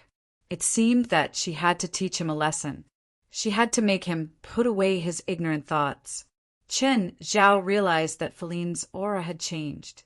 It seemed like she was going to get serious. Whoosh, Feline suddenly moved. She was so fast that it was suffocating. But in Chen Zhao's eyes, her speed was no different from a movie in slow motion. Chen Zhao tilted his head back. Feline realized that her attack had missed. He could actually dodge her attack? Feline immediately changed to a left hook. But this time, Chen Zhao's body leaned forward and Feline's fist flew past his head. Feline's expression darkened. She raised her leg and kicked at Chen Zhao's crotch. They didn't agree to only use fists anyway. Buffed. Chen Zhao finally punched. Feline's mouth was wide open. Her eyeballs were about to fall out. She felt that her stomach was about to be torn apart. Holding her stomach, Feline knelt on the ground. I'm sorry. Did I go too hard? Chen Zhao looked down at Feline from above. At this moment, Feline only felt grief and resentment. He should not have held back just now. This damned fellow actually pretended to be a pig to eat a tiger. Miss, are you all right? Portia was very disappointed. She had thought that Chen Zhao would be at a disadvantage. In the end, Feline was punched in the stomach. Portia glanced at Chen Zhao, who was walking down the stage, with a resentful expression. This guy was too much. How could he be so heavy-handed towards a lady? He really didn't have the slightest bit of gentlemanly demeanor. Feline's expression was extremely ugly. She really couldn't stand up now. Moving her palm away, Portia saw that Feline's abdomen had turned black. Portia found a spray and sprayed it on Fu Lin's abdomen. Miss, can you walk now? I'm fine. I'm sorry, my boss has gone too far, Portia said indignantly. She was completely on Feline's side. Chen Zhao didn't care what Portia thought. Fu Lin was very depressed. She was the one who started the fight. In the end, she was the one who was beaten down. In the end, the assistant even pitied him. Chen Zhao had already left the arena. He found a treadmill and ran. He didn't care what Portia thought. Plus, his relationship with Feline wasn't something Portia could understand. They weren't exactly enemies, but they weren't friends either. If Chen Zhao didn't want to use Feline to find someone, Chen Zhao would make sure that this woman, who provoked him, couldn't get up again. Aren't you afraid that your boss will give you trouble for helping me? Feline asked. He won't care about me, Portia said, unconcerned. Feline secretly used his spiritual vision to observe Portia. She was just an ordinary person. By the way, why did you come to New Orleans? I came with the boss, Portia said. Who knows what he's going to do? What do you mean? The second day my boss came, he wanted me to take him to the cemetery. Then he had nothing to do the whole day. Portia shook her head. She had thought about it, but she still couldn't figure out what Chen Zhao wanted to do. The boss seems to be looking for something in New Orleans. What? I don't know. He won't tell me either. Feline knew that Portia definitely didn't know much. However, she still didn't completely believe it. Who knew if Chen Zhao had purposely arranged for Portia to mislead her? Plus, she already knew that Chen Zhao was looking for the White Spear Society. By the way, what does your boss do? I don't know. I only know that he's rich. I've been working for him for less than a week. Fu Lin thought a lot, and Portia walked her to the door. What a coincidence. You live on this floor too. I live in that room. Yeah, what a coincidence. Feline forced a smile. If you need anything, remember to call me. I'll be happy to help. Okay, thank you. Feline returned to her room. Suddenly, her expression changed. Who? She found traces of magic power in her room. Someone was using magic in her room. Feline walked forward cautiously. Come out. At that moment, a thick mist suddenly sprayed out from the mirror in the bathroom. The thick fog quickly gathered to form a woman. However, the woman seemed to be heavily injured. As soon as she appeared, she spat out a mouthful of blood. Kejia. Feline's expression changed. He hurriedly helped Kejia. What's wrong? Kejia's body swayed and she fainted. Feline hurriedly helped Kejia to the bed and examined her. Convert mana. Feline first converted his own mana so that he could cast water magic. Spring of Life. Please heal the wounds of the person before you. The Spring of Life wasn't enough to heal her injuries. In fact, she was still unconscious. Feline's heart was heavy. What exactly happened to Kejia? She was actually so heavily injured. Feline used the Spring of Life a few more times, but the effects weren't as good as the first time. There was a special magical power in Kejia's body that suppressed the Spring of Life's effects to the minimum. At the same time, it was also this magical power that worsened Kejia's injuries. Kejia finally woke up in the evening. Feline. She was very weak now. How are you now, Kejia? Feline. White Spear Association is finished. White Spear Association is completely destroyed. Kejia lost control of her emotions and collapsed. Kejia, don't cry. Tell me what happened.